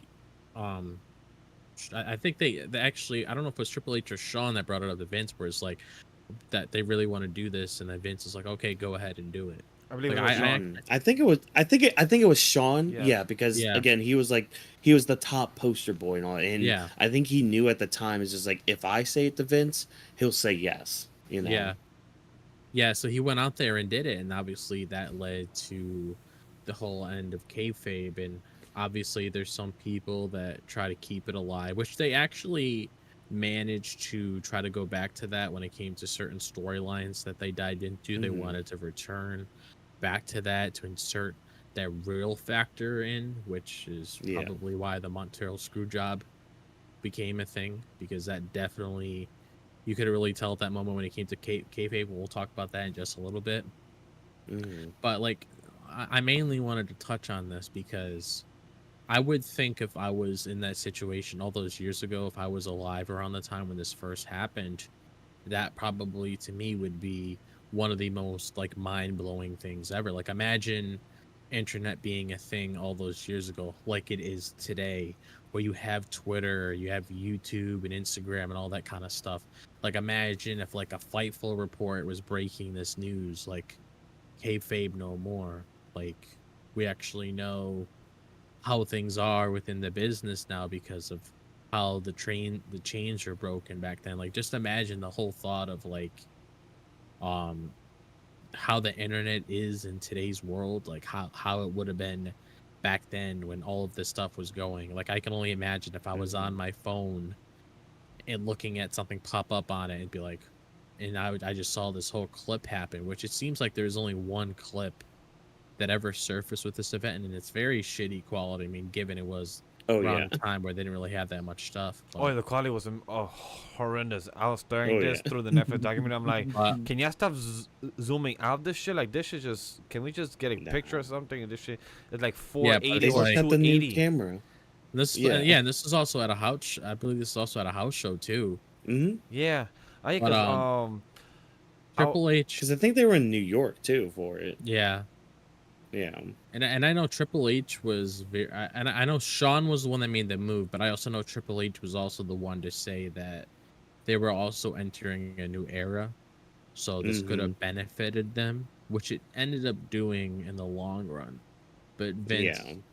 wasn't really that big of a fan of it until like later on he started looking at it and be like, you know what, we don't want to insult your intelligence anymore. Like I'm pretty sure you guys remember that clip where he came on, wow, he doesn't want to insult anybody's intelligence, which is why that's a term nowadays in wrestling standards. And that's why he came up on the clip after a while when he thought it was right for himself to come out and say that. Exactly. I was is this a perfect time, since we're talking about the curtain call and about Nash and them leaving, is this a good time to also include Eric Bushwick and WCW and Nitro? Is this a good conversation about this, or we're talking about I mean, basically, because like, yeah, because Yeah. like this did end up leading to like the Attitude Era. So like, it led to WCW taking control of all this, because Nash and Hall went to WCW. They ended up having the power and control and all that over there, and creating the NWO, which Vince responded with Austin, the Mr. McMahon character, and eventually the Montreal Screwjob too. So, but yeah, yeah, like, chat audience, we don't need to repeat the the documentary because you already seen it, and if you haven't, you're here just to hear our review and our thoughts, personal, because I was unaware from back then of what Nitro was, or I knew what was Monday Night Wars. I knew what that was from back then as a kid, but I've heard of NWO, but I didn't know where it first started, if that makes sense. So I knew NWO was a thing.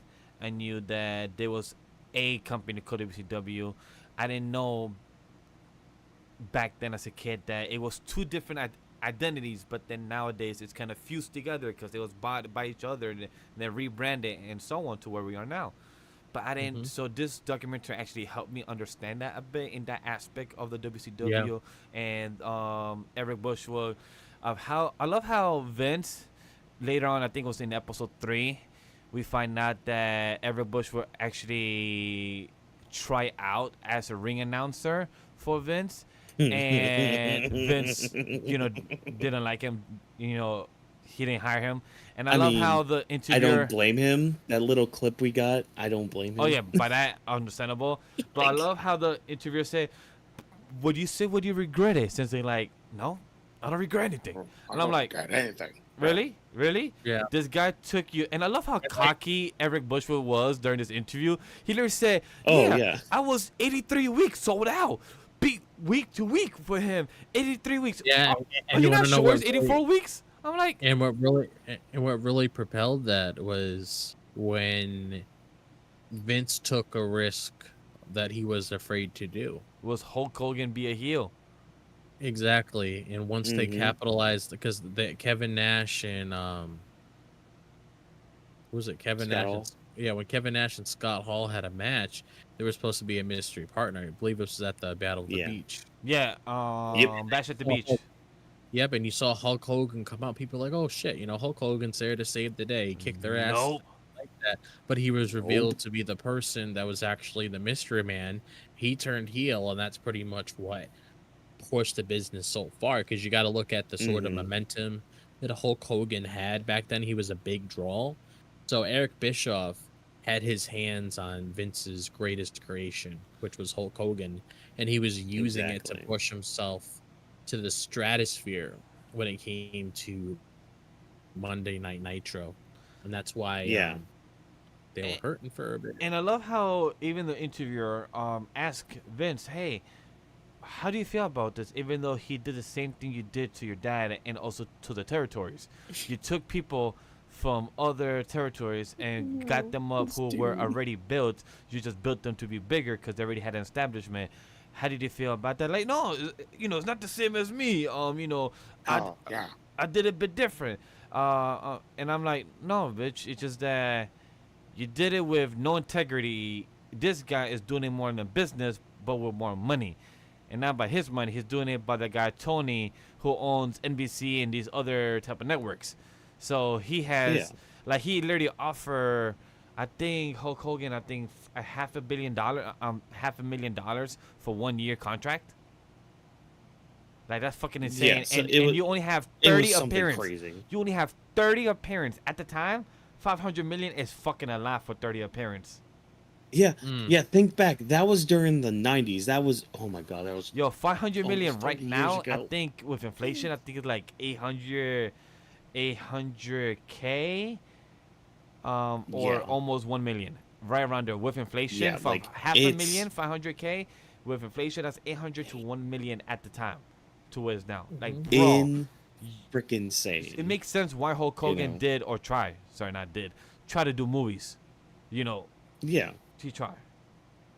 Oh man, but like, so. And I The mean, WCW Vince is was lucky he had. Vince was lucky to have the stars that he had in like Austin and Rock and even Triple H too. Like they were able to at least get him some money, and eventually he was able to buy out WCW the same way he bought out the territories. But I don't do the same thing. I do things differently. I'm a good person. It's just like, no, you're not, dude. No, you're not. So transitioning from that, because here's the thing, he bought his company from his dad, did all great stuff from it, but eventually Vince had to have his own family, and his own family did get involved. So let's kind of talk about his family.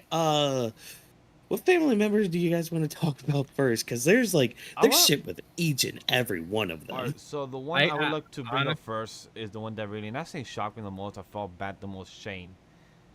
Because Shane, by the way, Watkins, while I talk, your camera. God damn it. 2. What is up with it tonight? Shane, I felt his emotions through the documentary. The pain that he had to say about, like, hey, if you want to have some idea over me, you got to choke me out, or you got to, beat me to death, or you got to have it over me. Like, your son just wanted to be part of the business. Your son just wanted to have an idea.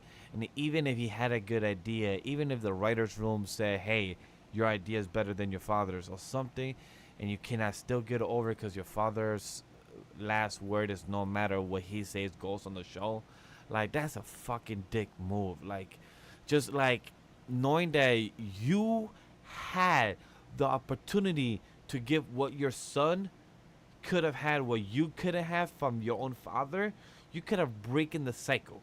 You could have broken the cycle of what your 12-year-old self could have had with your own father, and you could have given Shane, you could have had him under your wing, teach him, maybe help him get the ideas that you want, or maybe hear him out, maybe have a business meeting. Don't just feel like your answer is the highway or your way or the highway, anything like that. Like, that's the thing I felt bad for Shane, like, the most. Like, as a son, as a guy, like, knowing that you try to upheed your role model. Like, Shane even said, like, yo, my dad was my role model. Even from the state documentary, and not even feel like you could even say the word towards him. Like, that fucking sucks, man. I know, and it's almost making me think, is he gonna throw any of these ideas when he makes his eventual appearance in AEW?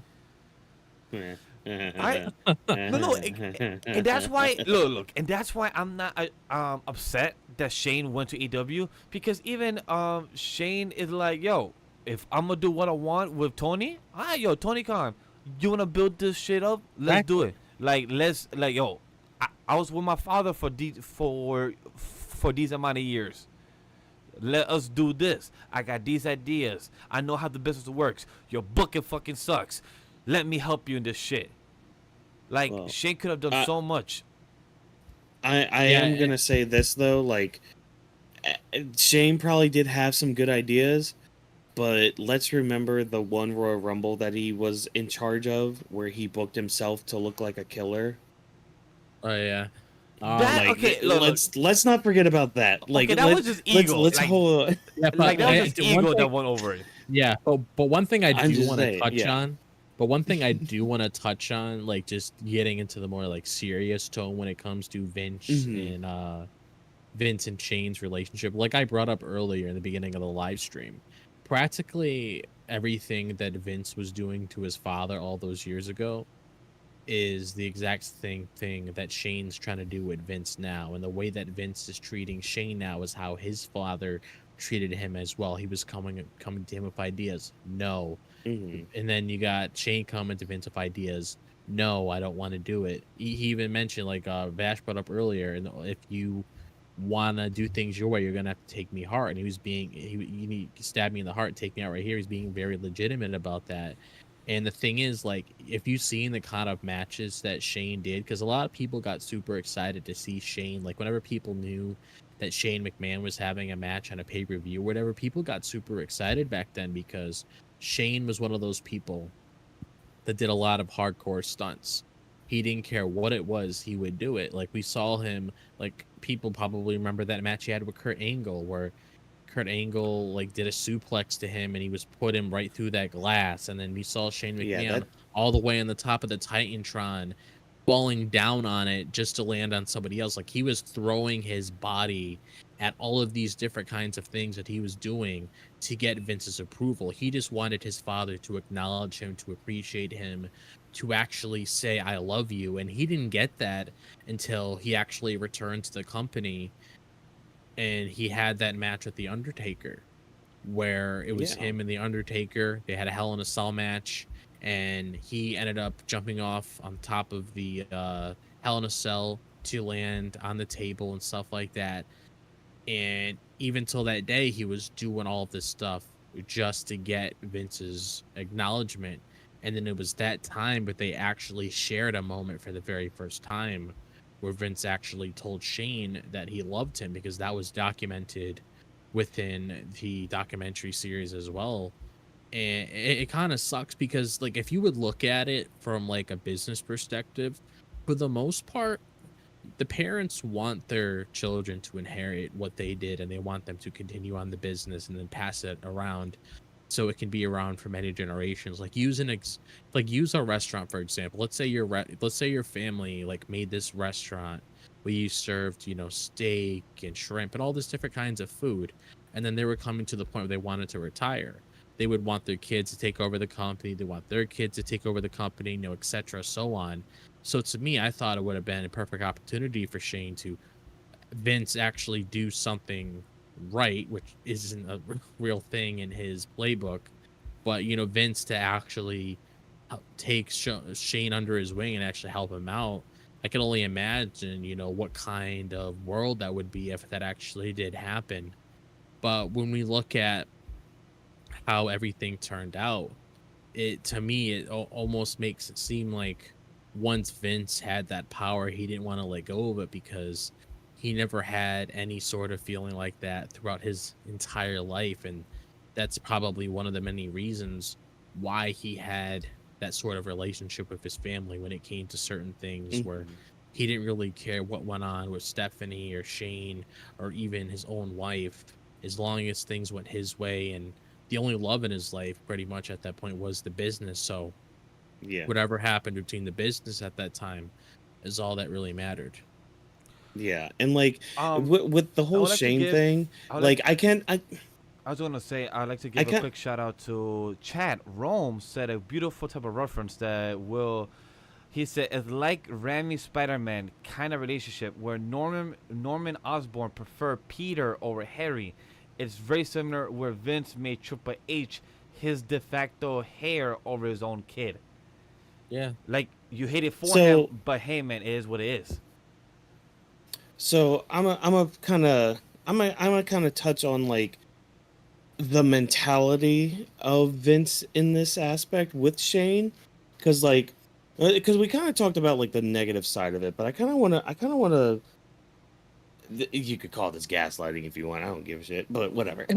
Like you can look at it from like I guess a more positive aspect, where Vince in a way could have been trying to prepare Shane for that kind of role, because like with Vince, he had to be so cutthroat. He had to be like so like battle ready in that business aspect that he knew, I guess in his mind, he knew that whoever was going to succeed him in this business, in running this company, had to be ready to be just as, if not more cutthroat than he was, which is why like I think because we got this story from Paul Heyman about that dinner that they had where Vince was literally like, "Hey, Shane, you want this company? You're gonna have to stab me in the heart," like.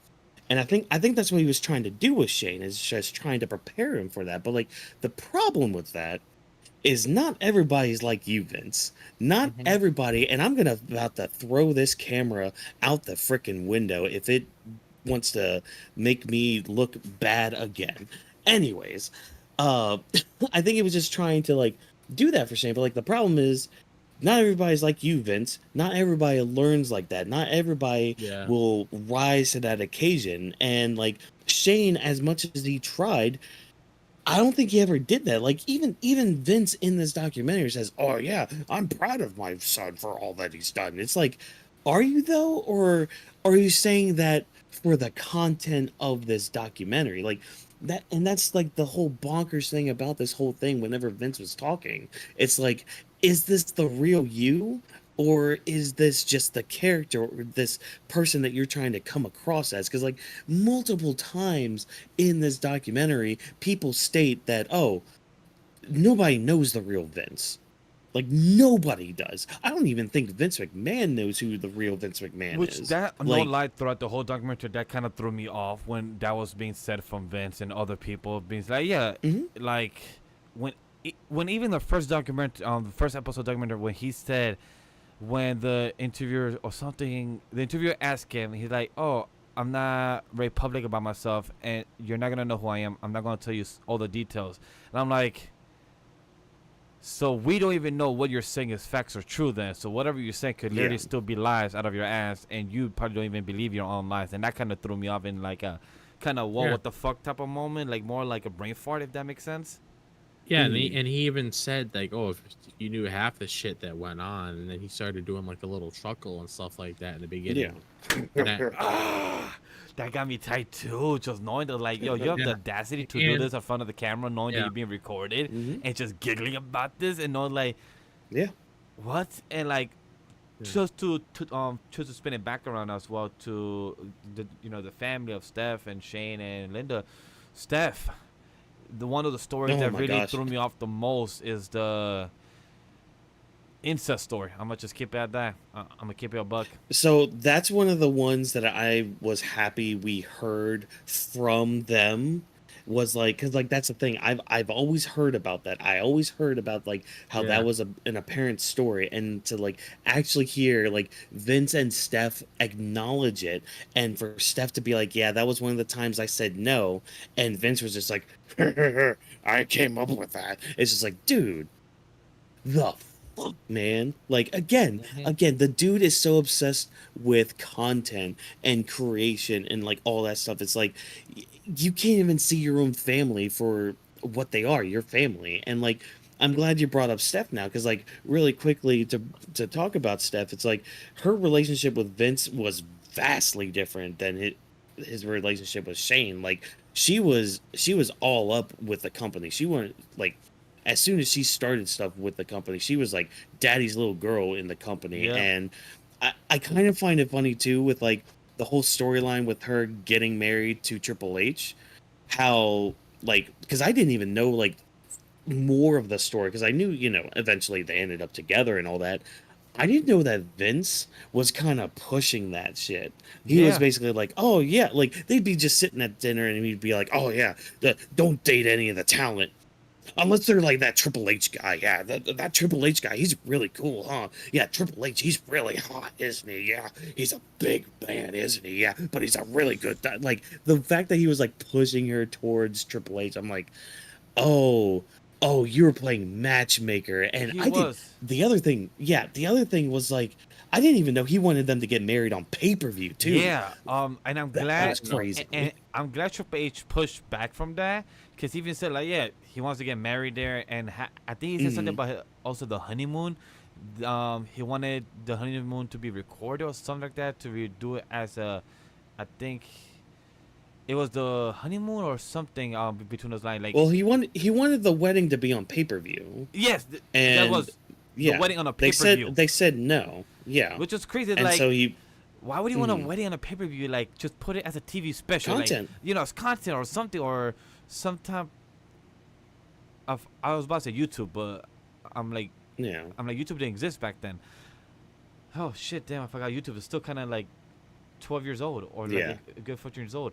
Anyway, it's just to note that you wanted your own daughter's wedding to be as a pay-per-view. It's like, my guy, not everything needs to be content. Not everything needs to Yeah. be Mhm. front and center to your audience. Like, And- this is your daughter and your future son-in-law as a story.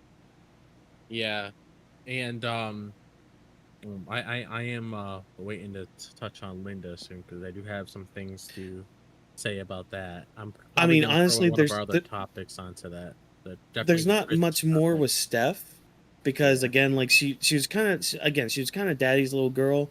Yeah. I guess the only other thing would be like when he came back into the company, but I mean, we can Yeah. kind of touch on that when we talk about that final uh Nail in the coffin. controversy.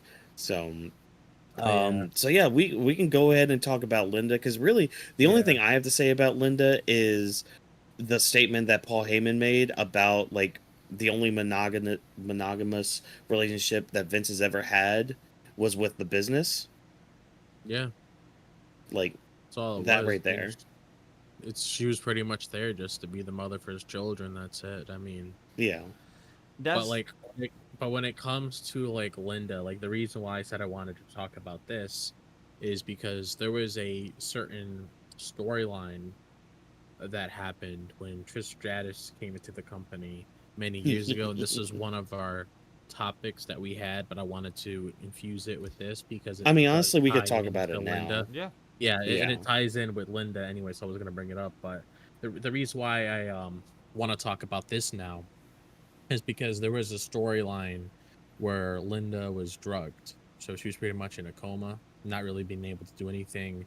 Trish always had a wheeler around in that wheelchair all the time, and pretty much Trish was Vince's mistress, and they were having this affair. They were all over Mhm. each other doing various things. And Linda, I remember saying that she was supportive of it. She was trying to use it for content, for entertainment purposes and stuff like that. But just looking at it from a perspective where it's like, okay, you got your wife right there in front of you, and there was even certain scenes where he's kissing her. Like we know it was a storyline, but it's just certain scenes where he's like kissing her right in front of her. It's like, Vince, what kind of like you have like a lot of different shit like going through your head at once to really want to incorporate a storyline like this, and just in general, like just keeping it a buck, like when it came to how women were showcased back then, which I'll jump to Stephanie just for a second just to Mhm. bring her up for that. Women back then, they were just used for those spots of how they were showcased, the bra and panty matches and Of the putting sex them in the appeal. pool. Yeah, the whole sex appeal. I mean, Sable's a good example of that because her highest segments around that era was the ones that they paid attention to the most when they got viewership even over Austin at the time. So when you had all these segments with Trish, Trish was a very good looking woman, and they obviously used that as their advantage to incorporate this storyline and do all this different kinds of stuff. And the reason why I was bringing up Stephanie is because later on, of course, she started the whole women's revolution. A lot of people are very advocate about actually having the woman do something meaningful instead of being displayed this way in television. But also around the time, especially during the 90s, especially when you had like those other programs going on and all those different kinds of movies and stuff like that. That's just how they looked at women back then, which is unfortunate. But around the time, that's just how it was. So when it came to the storyline, it followed through with that just because of that time. But if you were to look at that now, I mean, you wouldn't even be able to live till the next day or even the next hour with that kind Yeah. of shit going on. Like WWE would not be a thing if they decided to do half the shit that they did all those years ago. Yeah. And I mean, that's just a product of its time. And I mean, they even say that too. Like, Yeah. because back in the 90s, people were pushing the envelope. Like, that was the time where sex Mhm. started being the selling point with a lot of Girls Gone things. Wild. And girls going wild is one of those things too. But it's like, that's why, like, one of the lines too from the docuseries saying, wrestling is kind of an echo of American culture and all that of the times. It's just like, well, you know what? They've got kind of a point there, because like America at the time, they were trying to America be Pie. more punk and all that. Yeah, exactly. Mhm. Like they were trying to push that envelope so much. Like they even referenced, like, Jerry Springer and all that. Like those shows were getting so popular because of the controversies that they were making. And as the one saying goes, controversy sells. So, and that's the big thing. And yeah, the whole family was behind on that, and it's kind of it's weird because like they were behind on it, but then like they weren't cool with a lot of things. It's weird also when Linda said that she's okay with Vince, like she gave the approval. It's like it shows Hmm. that they both were accepting the both flaws and evil things they did, or were agree with each other. Like for example, like um, with Linda knowing who he is as a person. Maybe she knows half or 80% of the things he has actually done, but keep it to herself because she is like, hey, you made me rich, you made me do all this. I have my own mansion, my own house. It's like at the end of the day, it's like what type of status limitation would you go for your partner, for your spouse? Like that's why in the courtroom you cannot really, I think, speak for your husband or your wife. I believe, I forgot what's the actual law, but it's like to know Hmm. that is the approval from your own partner is insane. Mhm. Yeah. Ah, man. So we'll pivot over from the family, because I mean they that's a whole big topic for a whole other day. Um, we'll bring up this next controversy just, I guess, very briefly. There was a issue of from an old talent known as Ashley Massaro. There was allegations that she was sexually assaulted during a WWE event in Kuwait in 2006, and she claimed that WWE discouraged her from reporting the assault to protect the company's image. And part of this story too is the fact that, like, she ended up becoming kind of a punching bag for Vince, Yeah. um and to the point where like he publicly humiliated her multiple times on screen. Like there was one that they showed in the documentary of just like her just running backstage, bumping into Vince and him spilling his coffee, and she's like crying, bursting in tears, and he's like, "You're suspended indefinitely." And it's like, dude, stop. Yeah, Stop he's that like shit. cry. He was like mocking. It's like cry, cry, cry. Yeah. Kind of like how he did with Trish too, with the barking and stuff. Mm-hmm. And My it's just gosh. it's very unsettling to watch. And knowing, I mean, unfortunately, Ashley Massara is no longer with us, and like the allegations, I mean, again, they kind of raised more concern for the treatment and safety of the women superstars in WWE. And I mean, it kind of led to more kind of more people coming out and saying things, and it eventually, I think, led to the latest allegations again too. I would like to But also add, like yeah. evolving this topic segment, even back when I think was, I forgot her name, when I think it was in the early 80s or 90s, when there was a rivalry with the WCW. uh Mhm. Vince had the women's champion, wanted her to lose, but she Was didn't that, want to give up the belt.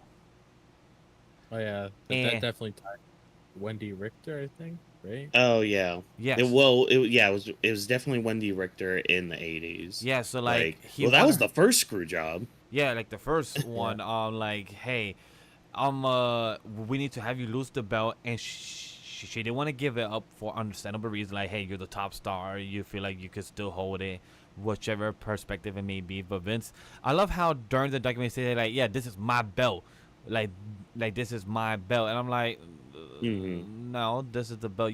This is your product. This is your product, not your belt. This is for the woman division that you're trying to get high up there. But then he literally told the ref, no matter what, count 1, 2, 3. And she literally Yeah. raised her shoulders, and the ref still counted, and the bell rang. She was so thrown off that when she went to WCW, she put the original belt in the trash can. Well, wait, I think you're mixing up two different people.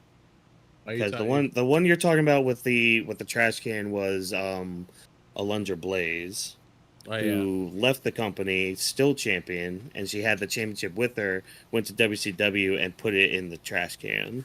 Oh yeah. I am mixing up Wendy both, but Richter, I'm talking about both, I but I'm think mixing up the so. stories. Yeah. Yes. Yeah, but I mean, similar situations though, because it's like, you know, the whole idea was just like, okay, you have my property, you don't want to Yeah. do the Sure. job, well then forget you. The only difference is like with Alundra, I don't think she really lost the title. She just kind of left the company. Yeah. Whereas with Wendy Richter, she legitimately got screwed out of it, you know. And I guess this, unless Yeah. Drop, did you have anything to touch with Now, Ashley? I will say that it is unfortunate all of that happened. I actually do Hmm. recall hearing that they purposely left her over there too during that event, Yeah, yeah, because like the and it talent, like, were still there too. Yeah. and it's fucked up because it's like, why are you leaving your talent over there? Like, you're supposed to travel over there for a certain cause, to give back to the troops, everything like that, and then you're Yeah. leaving your talent there, vulnerable, not being able to do anything. I mean, it really sucks because I remember Ashley. I enjoyed seeing her on television when I did, and it's just another example of just how talent was treated back then. It's just Hmm. it just really makes my skin crawl, like It does. the more we talk about it. And Yeah. what I was gonna say is that this does lead into a perfect segue to the Montreal screw job, especially Yeah. what Vash brought up when it came to the whole Wendy Richter situation. And Hmm. I'll start off because, like, the Montreal screw job, it occurred at Survivor Series back in 1997, and pretty much this was around the time when Bret Hart's contract was up. I believe he was going to be heading to Yeah. WCW, and Vince wanted him to drop the title to Shawn Michaels because, okay, you know, you're heading to a different company, you don't need my title anymore. And Bret was against it because he was like, you know what, I'll drop the title, but I don't want it to be in Montreal because that's where it's from. He's pretty Hmm. much competing at his hometown in front of many fans that love him. He's pretty much the hometown hero. So he didn't want it to do it there because that was a special moment to him. But he said at any other given time, he would have. Like probably the next Monday Night Raw or whatever, he probably would have dropped it there if they were back somewhere else. But Vince demanded that he dropped the title right there at that very moment. And then we Hmm. ended up seeing Shawn Michaels put him in a what's it called again? Oh my god. Sharpshooter. Yeah, sharpshooter. He ended up putting Yeah. him in a sharpshooter. And if you paid attention to the match, Brett wasn't even tapping or anything Hmm. like that. He was still up there, just you didn't see this or anything. You didn't see him trying to like even pretty much move towards doing something like that. Vince was like, ring the bell, ring the bell. And then they rung the bell. Brett was unaware of the situation, and you guys saw from the footage alone of the documentary, Brett was breaking shit. He spit into Vince's face. Vince purposely told everybody behind the scenes not to say anything about it, that they were in on it, and they knew about the whole entire thing. Like, Brett went up to people, it's like, oh, did you know about it? No. Did you know about it, Sean? No. And Vince ended up going back at that very night, and then he ended up getting in the room with Shawn, and Shawn literally with Brett, and Brett literally wanted to kill him, and he ended up giving him a nice shiner Yeah. because of all of that. And that was Like, a very big moment within the industry itself. And like Vash brought up when it came to the whole Wendy Richter situation, Brett was also getting those thoughts in his head where it's like, well, I'm leaving the company soon. Are they gonna try to fuck me over too? And yep. I mean, what could happen? Exactly. And like that's the thing about the Montreal screw job. Like, it's been, first of all, it's been talked to death by many people throughout the years But it's within our, the wrestling but it's sphere. our first time talking about it on our Yeah, side, so it's pretty this is fun. yeah, and even then we're not gonna get too deep with it, because like there are so many factors that go into this. Like, again, with like the mindset that Shawn Michaels was at the time, because like he was hated by a lot of people, but especially Bret Hart at the time. Like, Bret despised Shawn. Like, he barely wanted to even drop the title to Shawn at the time. But I mean, again, he knew he was gonna eventually have to do the job because he was out of the company. But yeah, like there are just so many factors that go into this. But like, it's always interesting going into it, like seeing like Brett or Vince talk about it, because like there's a very famous interview that Vince does shortly after the screw job where he makes the statement. He says that, oh, Brett screwed Brett, like it was that whole thing. And it's like, how do you have that kind of mindset? Like, the Wendy Richter thing, okay, like that was messed up as well. And I'm pretty sure he would have said the same thing about her, like, oh, Wendy screwed Wendy. But it's like, how can you I say believe that he about did. your own talent? He probably did too. But like, well, knowing what he said about Sable and being like, oh, I don't even remember her, and like the um Yeah, you court, did. like the trial that she tried to do, like And he turns that he into literally, a storyline. exactly, like the man is so like, he is hell bent on making anything and everything a storyline. And the fact that he is so like, he is so confident in everything. He has literally stated that even if somebody leaves his company, they will come back to him, because like he sees it as a challenge. He And felt like, that challenge, and that is toxic as hell. Like, mhm, he felt like that it was a is. positive thing. He's like, I, Yeah. you're gonna come back to me. Yeah, Like, all right. he was You'll okay be with Hulk back. Hogan and others leaving, going already, because he knew he was gonna buy them out. Like, he saw that Yeah. solution. He said like, yo, I'm gonna do my thing. I know what I'm gonna do. That's that Yeah, healthy mindset. exactly. He was literally the king from freaking Hamilton singing "You'll Be Back." Like, the man is so, he's so confident, and the fact that he gets proven right in that aspect too, with people coming back. But like, because like that's the thing, Brett ended up and eventually coming back, whether it was from the Hall of Fame induction ceremony to like years after that when he finally got to have a kind of match against Vince at WrestleMania. Like, but just with the screw job, man, like it's so crazy, especially when you see like the backstage footage, like with all the people standing in the hallway, and you have, I think, I can't remember if it was Brett's wife or if it was Owen's wife. I want to say it was Brett's, and Mhm. she's literally like talking to Triple H back there, being like, "You guys knew about this, didn't you?" And he's like denying it. He's like, "No, no." And she literally says, "You are going to be judged by this, by God Himself. Like, they know, He knows up there. Like, you guys are messed up, and this whole situation is messed up." I love that his wife was just backing him up throughout this whole process and Oh everything. yeah, Knowing like, Yeah, yo, that's a support, because I would be fucking yeah, angry. I will, like, knowing Brett's position at the time, I would be him. I'll be pissed off. I'll be throwing chairs. I'll be throwing TVs. I will hmm, be like pissed the fuck off. Like, knowing that you oh, same literally here. fucked me up in my city, and it was not talked about, it was not agreed upon, it was nowhere to some shed of eyes saying that we see eye to eye, and you're gonna come and do this to me and expect me to become with this? Hell no.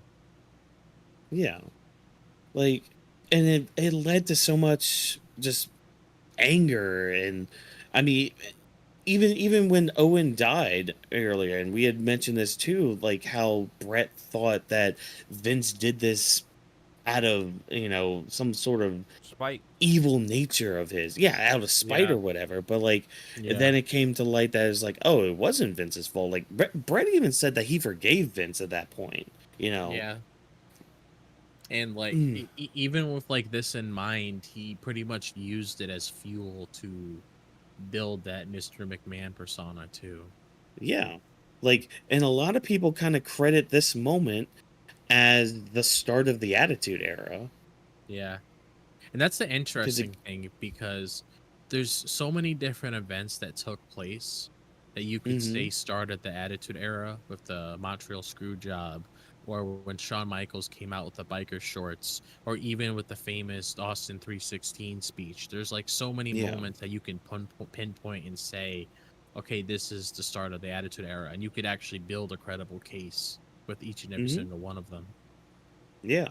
And I'm glad you brought up the bicycle shorts thing, because like that one's kind of a funny story too, because I actually didn't know that story. So apparently Sean went up to Vince, or no, Vince wasn't at that taping for some reason. Like, I forgot what the reason was, but he wasn't there at that Raw, and so that's why Sean came out with the biker shorts. And like, apparently he got some shit with that from Vince, and his excuse, because again, this was Bad Boy Sean at the time. He's just like, hey, yeah, you may not, you may be pissed now about it, but it was good, wasn't it? It was funny, wasn't it? It made you some money, didn't it? And Vince is just like, I guess you're right. Maybe there's something to do with this whole attitude thing. Yeah. Oh, man. Another thing to But- bring up, just to reference that real quick, is yesterday at NXT, for the start of the CW premiere, Shawn Michaels actually wore those. I mean, CM Punk wore those same shorts and put something in his pants. Yeah. He did that. I thought he was gonna actually wear that to the ring and actually wear that outfit, but it was only like a behind the scenes type of segment, which was still hilarious. Yeah. Even people seeing Triple H and Shawn Michaels hanging out like they're all like best friends now, it's still hilarious when people that don't understand that Triple H used to hate CM Punk years ago. Oh yeah. Yeah, they had some shit. I can't wait for that documentary to man. come out years later, or like a rivalry, or like this is the history of Triple H as. Oh my god. I can't wait for the CM Punk documentary. That's gonna be one to watch. Oh, that was gonna be That's spicy. That's gonna be, especially if Drew McIntyre will be certain NDAs, especially if certain NDAs are just out somehow. If they're just burned, and Yeah. people are able to talk about certain things that happened in 2022 that rhymes with going out. I don't know. I can't think of a word that rhymes with out right now. I'm about to say we It's- are, but without the RE. Just spell backwards, WEA, flip, AEW. Oh, okay. I see. What you're Yeah. saying. I see what you're doing. Okay. Sorry, it took me a minute. That's definitely something that might be in the works. Oh yeah, well, Yeah. with Netflix, they don't shy away from documentaries. They don't shy yeah. away from telling the real stuff or their perspective. Yeah, I know down Yeah. the line they're planning 50 Cent's doing a documentary on P. Diddy. I mean, it's probably foaming out of Yeah. the mouth to do that. Yep. But, Yeah. So throughout this documentary, like, a lot of people are, they're saying some bad things about Vince, saying, oh, well, Vince did this or Vince did that. Oh, his mindset was this, his mindset was that.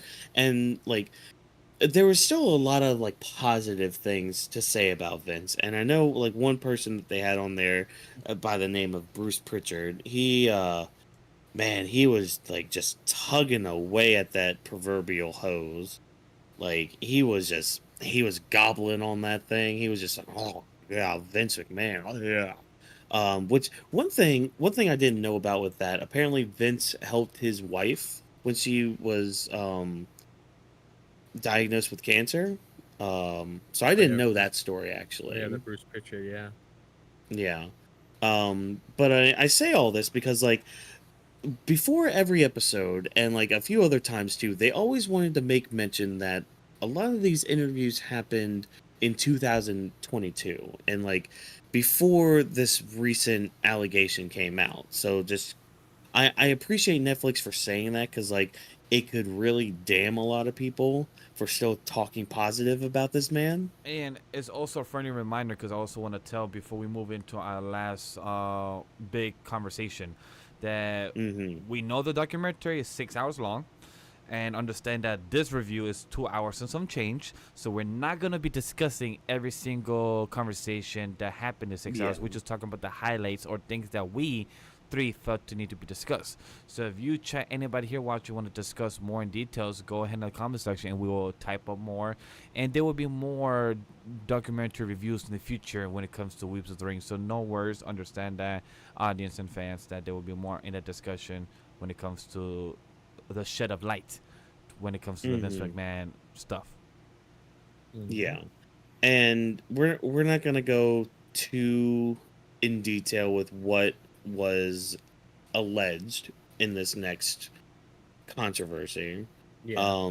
because we're gonna be talking about the Janelle Grant part now, because back in 2022, McMahon was accused of sexually abusing, exploiting, and sex trafficking a coworker, somebody who was underneath him, obviously.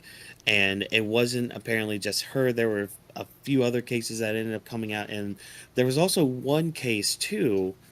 And this is why I didn't bring this up until now. There was one case too, like back in like the early '90s, where a woman came out with similar allegations Oh, towards Vince McMahon.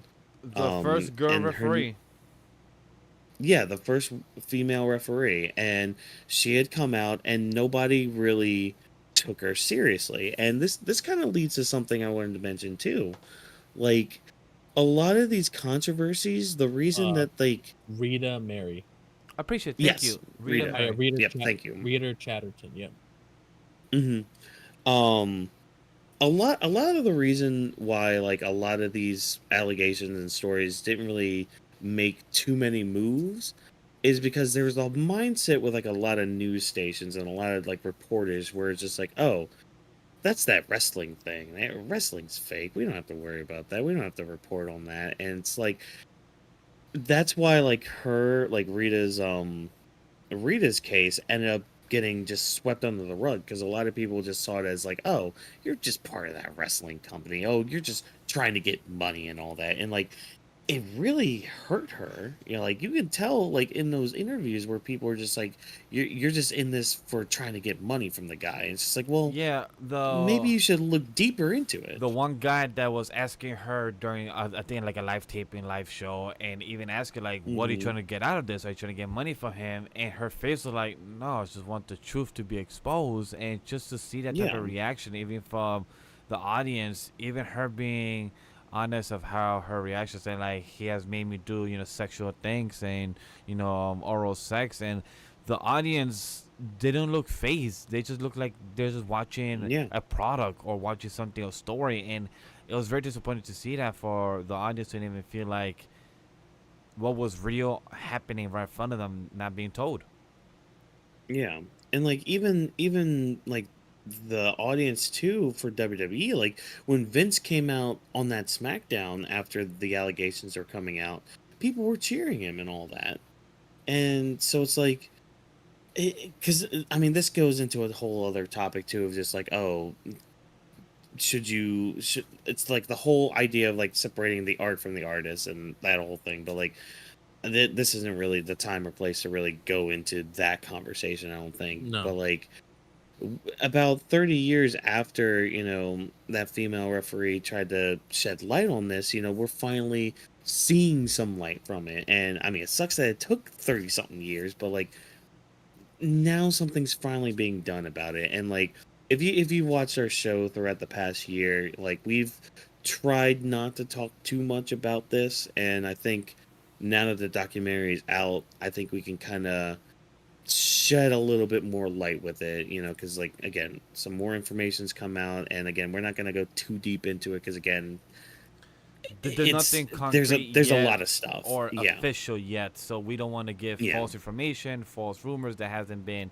officially out by the official reports. So once that comes out, Hmm. there will be another type of special, a point 0.5 episode, or by then it will be a grappling of the week episode, discussing Yeah. what has been said. And just like anybody press critic that wants to even interview Cody Rhodes at a press conference and ask him at the wrong time, like, hey, what do you think about these allegations of your Hmm. old boss and going on? That's like, yes, he worked for the company. Yes, that is or was his boss, but not the right time, right place type of scenario.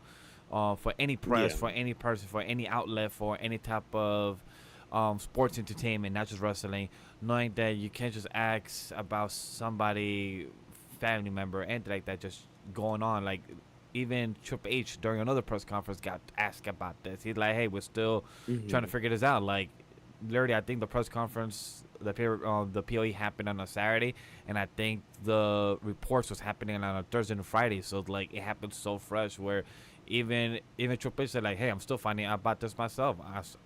I read the Yeah. email. I'm still finding this out myself details.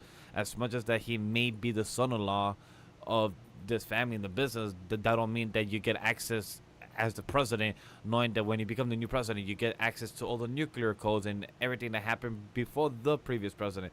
It doesn't work like that. Hmm. So when these allegations happen, it's heart it's heartbreaking to see the inhumanity in the people, in the person that has been in the front and center of pro wrestling. It's somebody's name as in the history of pro wrestling, a staple that has changed the direction of pro wrestling entertainment. And to see how much is affected, and to know that you have affected other people's lives, not just in the positive, in the pros, but you affected them in the negative, and it has repercussion. And these people haven't even healed or recovered or has found some touch of justified just because of what you have done, and nobody could believe, or we need to have some proof. It's really, Hmm. really fucking disheartening. Yeah. And uh, it's just it's tough because like at this point of the documentary, people were glazing McMahon most of the time. I'm gonna say Mm-hmm. most of the time, Mm-hmm. and especially Brucey P and all that. But it's like at this point of the documentary, it makes a huge shift because like we basically have Meltzer being the biggest spokesperson. We have him. We have a lot of people from like the New York Times and like all that stuff. Like basically just saying what we already kind of knew from the allegations. Like, oh, this came out here. This came out then. All these documents came out, and like it got to a point where they started talking about him retiring Mm-hmm. before like 2024 and all that, and like even some of the wrestlers that they had interviewed back in 2022, they had asked the question about, oh, is Vince going to retire? And a lot of them said no. And like, I was kind of one of those people too that always thought he's never going to retire, that the company was never going to change until Vince McMahon died. And in a way, he kind of did because of these allegations. Like, his reputation died, he ended up selling the Yeah. company, and then once he was not in power anymore, he wasn't able to come back after that. And like after Yeah. finally being like, oh no, we don't need this press, like we're losing money because of you, dude.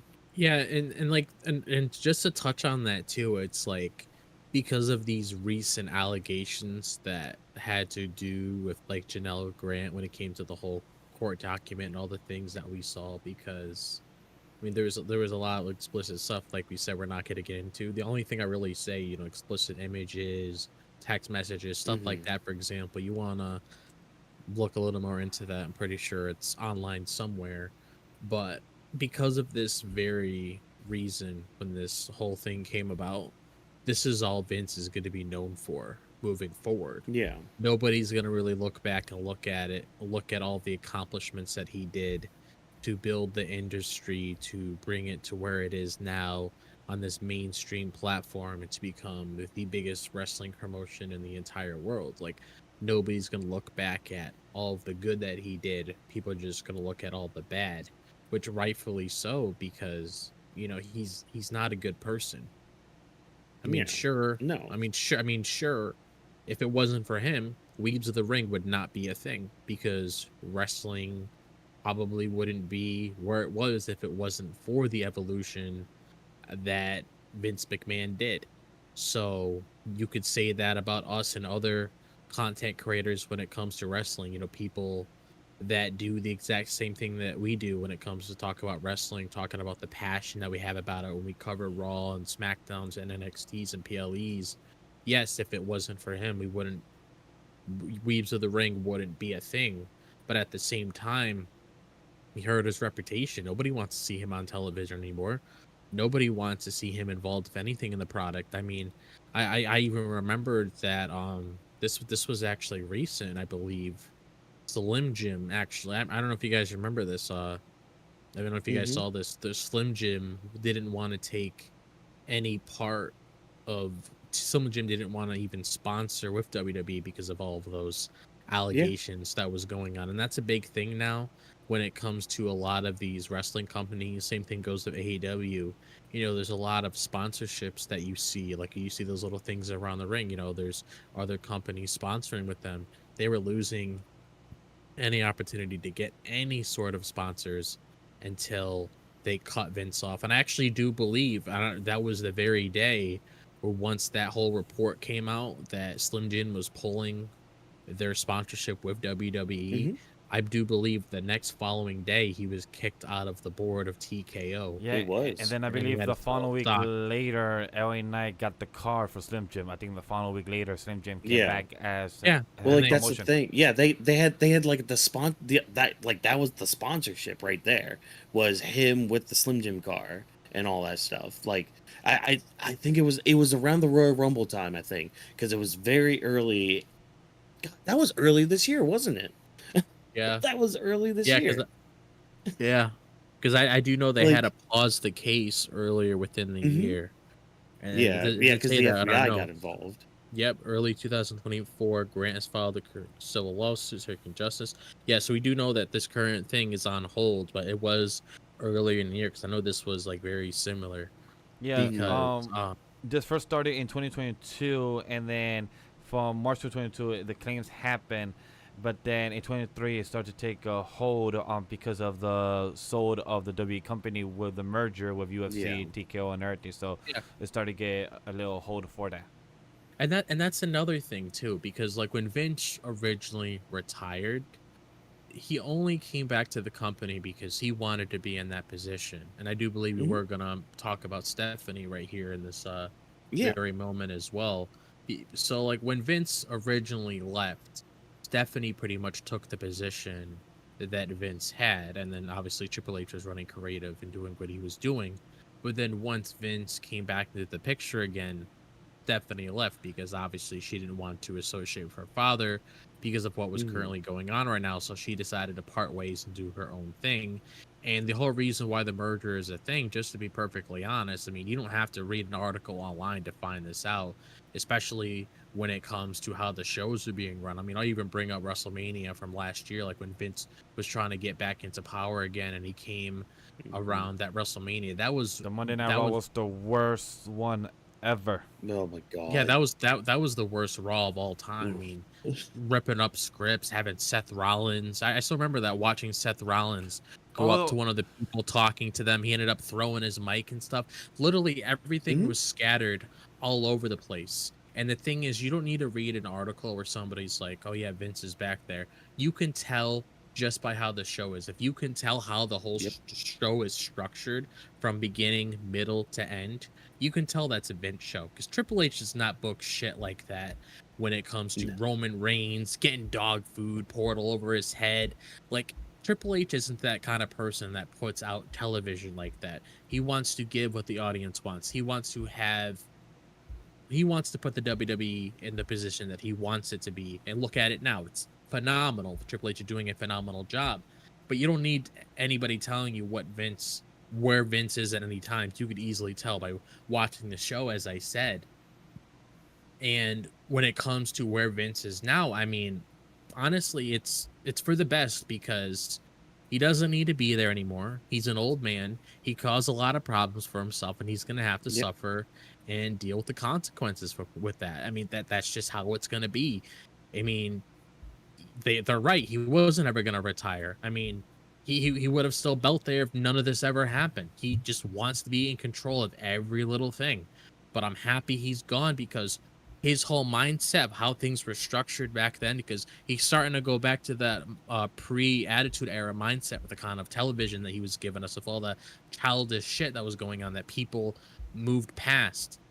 And nobody wants to see that anymore. I mean, you're old, dude. You're at the point you need to retire and get the hell out of here. So I'm honestly happy that he's parted ways. We don't have to see anything from him again, because it honestly just benefited a lot of people from it. Because I'm hoping the people that had to deal with all of the shit, unfortunately, I'm hoping that Janelle Grant finds closure with that. I feel really bad for her, because the stuff I read literally felt like I was watching a horror movie. It was absolutely like it's something that makes my skin crawl, and I'm just glad that hopefully one day she could find closure with that. But I mean, this is the one part of the show I did want to save this last words for me. Is you had Vince saying that Wendy screwed Wendy, and Brett screwed Brett. Well, Vince screwed Vince. So that's just how it is. Yep. At the end of the day, Vince truly did screw Vince. And I mean, with the multiple mindsets he has, yeah. Like, I mean, Mr. McMahon screwed Vince McMahon. That's basically what happened here. It's kind of like you screw your father, you screw yourself. Like history repeats, like anybody says. And Shane and Stephanie are breaking out the cycle. For anybody, we're coming to the end of our documentary review. I'll give my overall thoughts about, like, as well. Yeah, go ahead. I just want to give a quick emphasis. People need to understand Vince McMahon is fucking 79 years old. So during the time that this recording of the documentary, he was probably 77 to 76. This man said, I don't need to show my white hair. I'm going to dye this shit black all the damn time. I need to still look young. Why? Who you trying to look young for? My guy. I know the answer to that question, but still, I don't even want to know the answer to that question anyway. Vince McMahon, I'm gonna keep it simple. You screw yourself. As the person, as Mr. McMahon of the product you have made as your baby from the WWF to WWE.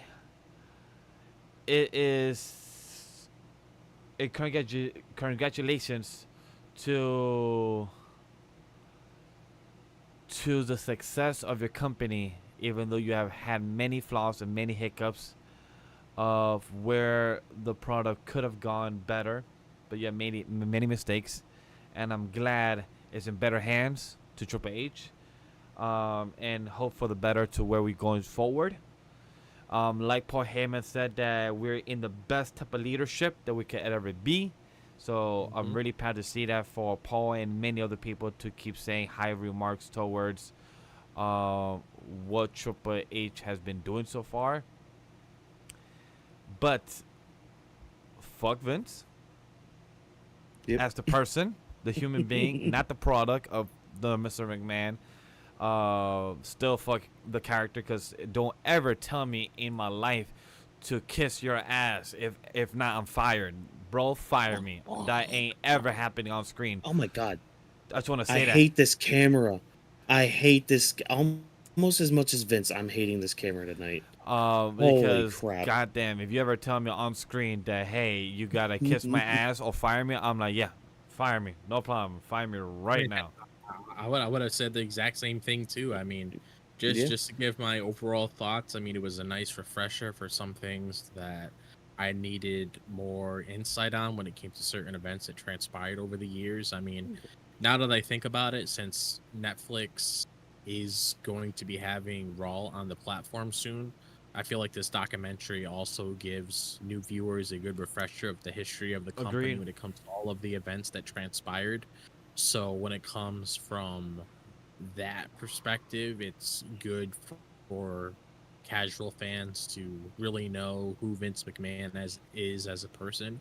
So I'm happy that, you know, people like Brett and Tony were very blunt when it came to a lot of their So blunt. responses. I mean, that's something that I really appreciated, is the fact that people didn't have to like be just kiss ass the entire time. People were actually able to speak what's on their mind, and I really appreciate that with Tony Atlas and Brett the Hitman Hart, and everybody else that was a part of that were able to actually speak from their mind when it came to certain Mhm. things that they really wanted to get out, because that's what it is when it comes to a document. Don't feel afraid to say something. You got something on your mind, let it out. And Yeah. yeah, I mean, fuck Vince McMahon as a person. And like I said, sure, he helped bring us to where we are right now and helped build this platform for us. But at the end of the day, I'm not going to use that as an excuse and be like, oh yeah, this guy's a good person. He's not. He's a piece of shit. He deserves to be where he is right now. It's his fault for the reason why he's in all these different kinds of predicaments. I mean, he's a 79-year-old fuck, and honestly, it's the product's just going to be a lot better without him. I'm just going to say that right here. And Mhm. me coming off this way of the audience, when it comes to new viewers, or people that stumble across this video in the future, the reason why you see me just have a lot of frustration in the tone that I'm saying is just because he's not a good person. I'm not going to really sugarcoat the kind of words that comes out of my mouth. I mean, I would say this to anybody that did any of this sort of shit. I would just be completely blunt with how I feel. So don't take Mhm. it in a way where I'm like super aggressive or anything like that. It's just me being honest with myself and just saying my true feelings about Vince McMahon. And I'm not really a big fan of him at all. And I'm just glad the old man is just out of the business. Yeah. To add real quick, because I know Watkins, you're about to give your overall. Again, fuck Vince, and understand, chat, that we're not gonna talk about the whole documentary. You can watch it yourself. No. Yep. The territory wars, everything's going on, WCW. Those were all fascinating things to know. But this was a documentary of Mr. McMahon, so we kind of want to highlight about the documentary of the person we're discussing, not really the history of WWE.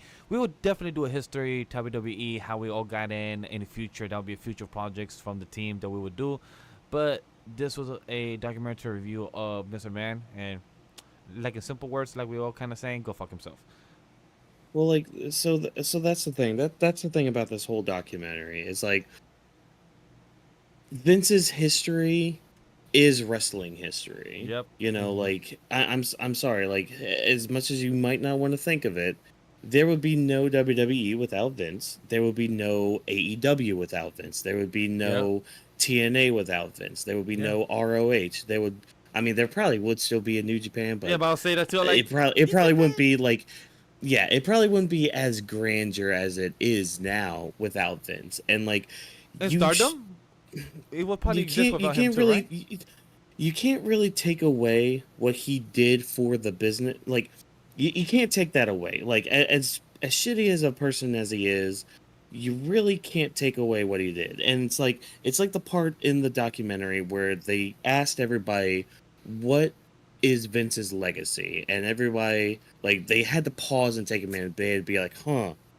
and then you have Vince being like, "Oh, I don't have a legacy," and that's just like, shut the fuck up, old man. Whatever. But again, MVP of the whole damn docu series, Tony Atlas comes out, and he's just like, greatest promoter of all time, and it's like, yes, that is gonna be Vince's ultimate legacy. Because again, Mm-hmm. as shitty of a person as he is, when you Yep. look at the things he did, he brought wrestling to the forefront of, I'm just gonna say, mainly American culture, because like that's why, like, I love that line that they said about how like wrestling is like a good representation of American culture of the times, because like you look at the 90s with like the whole punk stuff and all that, and like that was America at the time. And like right now with yeah, you can make arguments of like, oh, the products are, very corporate. There's a lot of like advertising going on. And it's just like, well,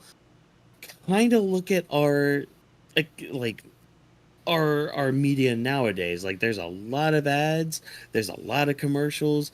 Like everything is trying to sell you something, Fucking no Stampede matter last what night. you're looking at. Exactly. But like, and that's just gonna be his ultimate legacy, is being the best, the greatest promoter of all time. And it's unfortunate that, the stuff that he's done in his life has led to what it is now. And, we'll never know those first 12 years of his life, because he'll never go on a documentary and actually say that stuff. He'll never admit to his own wrongdoings. He'll never admit weakness either, because another thing they said was like, he no sells everything, but you could tell when things bother him. But like, I think overall, like with the documentary, I think Vash drop said it best. This is something that's mainly for the Netflix crowd coming in, the new people, or like the people that might need a refresher or a reminder of like where we've come from in professional wrestling, in that media, where we've come from to where we are now.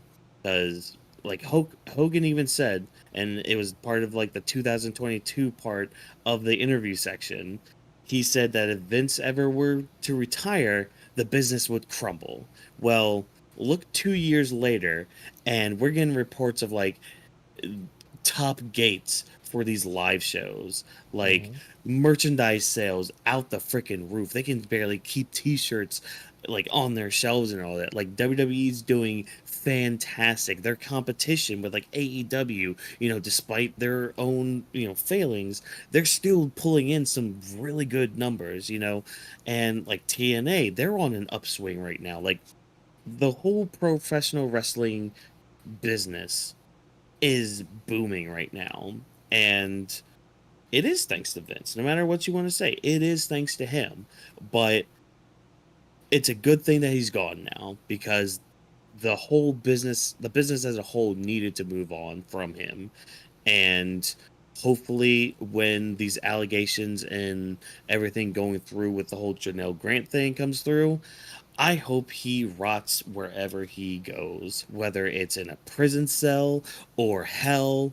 Actually, he might enjoy hell now that I think about it. So send him up to heaven. Do the whole freaking what they did on South Park with Saddam Hussein. Like, oh, you're going to keep dying and coming back to hell? Bet. Go up with the Mormons up in heaven then. Enjoy your stay up there, asshole. And, oh, he was miserable up there, let me tell you.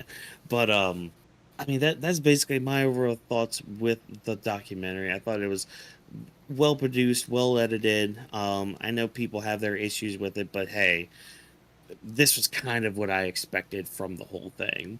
So that was our little special episode about the documentary. Again, like Vash said, if you want more like this, we have been talking about, making our segment from Friday, our grappling with the week. We are contemplating on making that a weekly thing to kind of just shoot the shit with some wrestling news and all that. Hmm. But I'm going to turn it over again, as always, to Vash to kind of let the people know where they can check us out on with any like social media and all that. So, guys, as you heard and as you are aware, we have Grappling of the Week every Friday night SmackDown, right before the actual coverage of Friday Night SmackDown. Could that be a show? What do you want? What do you guys want? That would there be more? Would it be a spin-off channel? Would it be something connected maybe this weekend? Would it be something being promoted this sometime tomorrow on the YouTube community tab? I Look don't out know. for that. For those who are watching the VOD, if you are on AniMa W3 Studio social media, IG, TikTok, maybe go follow those. Maybe we'll be some more casting. Maybe there'll be more vertical content in the future. Like myself and Drop reacted to NXT. Maybe go follow on our social media, because next couple of days there will probably be some reaction dropping. So what I'm saying is, go follow the social media. Legendary Vash, Watkins, MW, I dropped this box in our Weebs of the Ring and maybe an own personal Weebs of the Ring handle as well. Question mark, who knows? Maybe. So definitely check all those things out. Search them up. All the links will be down in the description down below as always. And we hope that you have enjoyed a Weebs of the Ring special episode 70.5. Gotta love that 0.5. So, yes, we're going to take some time to thank you for taking time out of your day to check out this special episode of the Weebs of the Ring podcast. If you enjoyed what we had to say, why not do exactly what Vash just told you to do? We are known as AniMa W3 Studio on all social media platforms. Just remember, that's we with a 3. Also, use the hashtag Weebs of the Ring to interact with us about anything regarding wrestling before, during, or after our shows. Feedback is always appreciated, as we are nothing without you guys tuning in. Weebs of the Ring is presented by AniMa W3 Studio. Thanks as always to our production team of Vash, Watkins, Drop This Box, Rome, and Jokester, as well as special thanks to JB and Abe for all the stuff that you guys do in the back. Thank you once again for joining us, and remember, as always, no strength guarantees were harmed in the recording of this podcast. Have a good night, everybody. Have a good one, guys. Take care.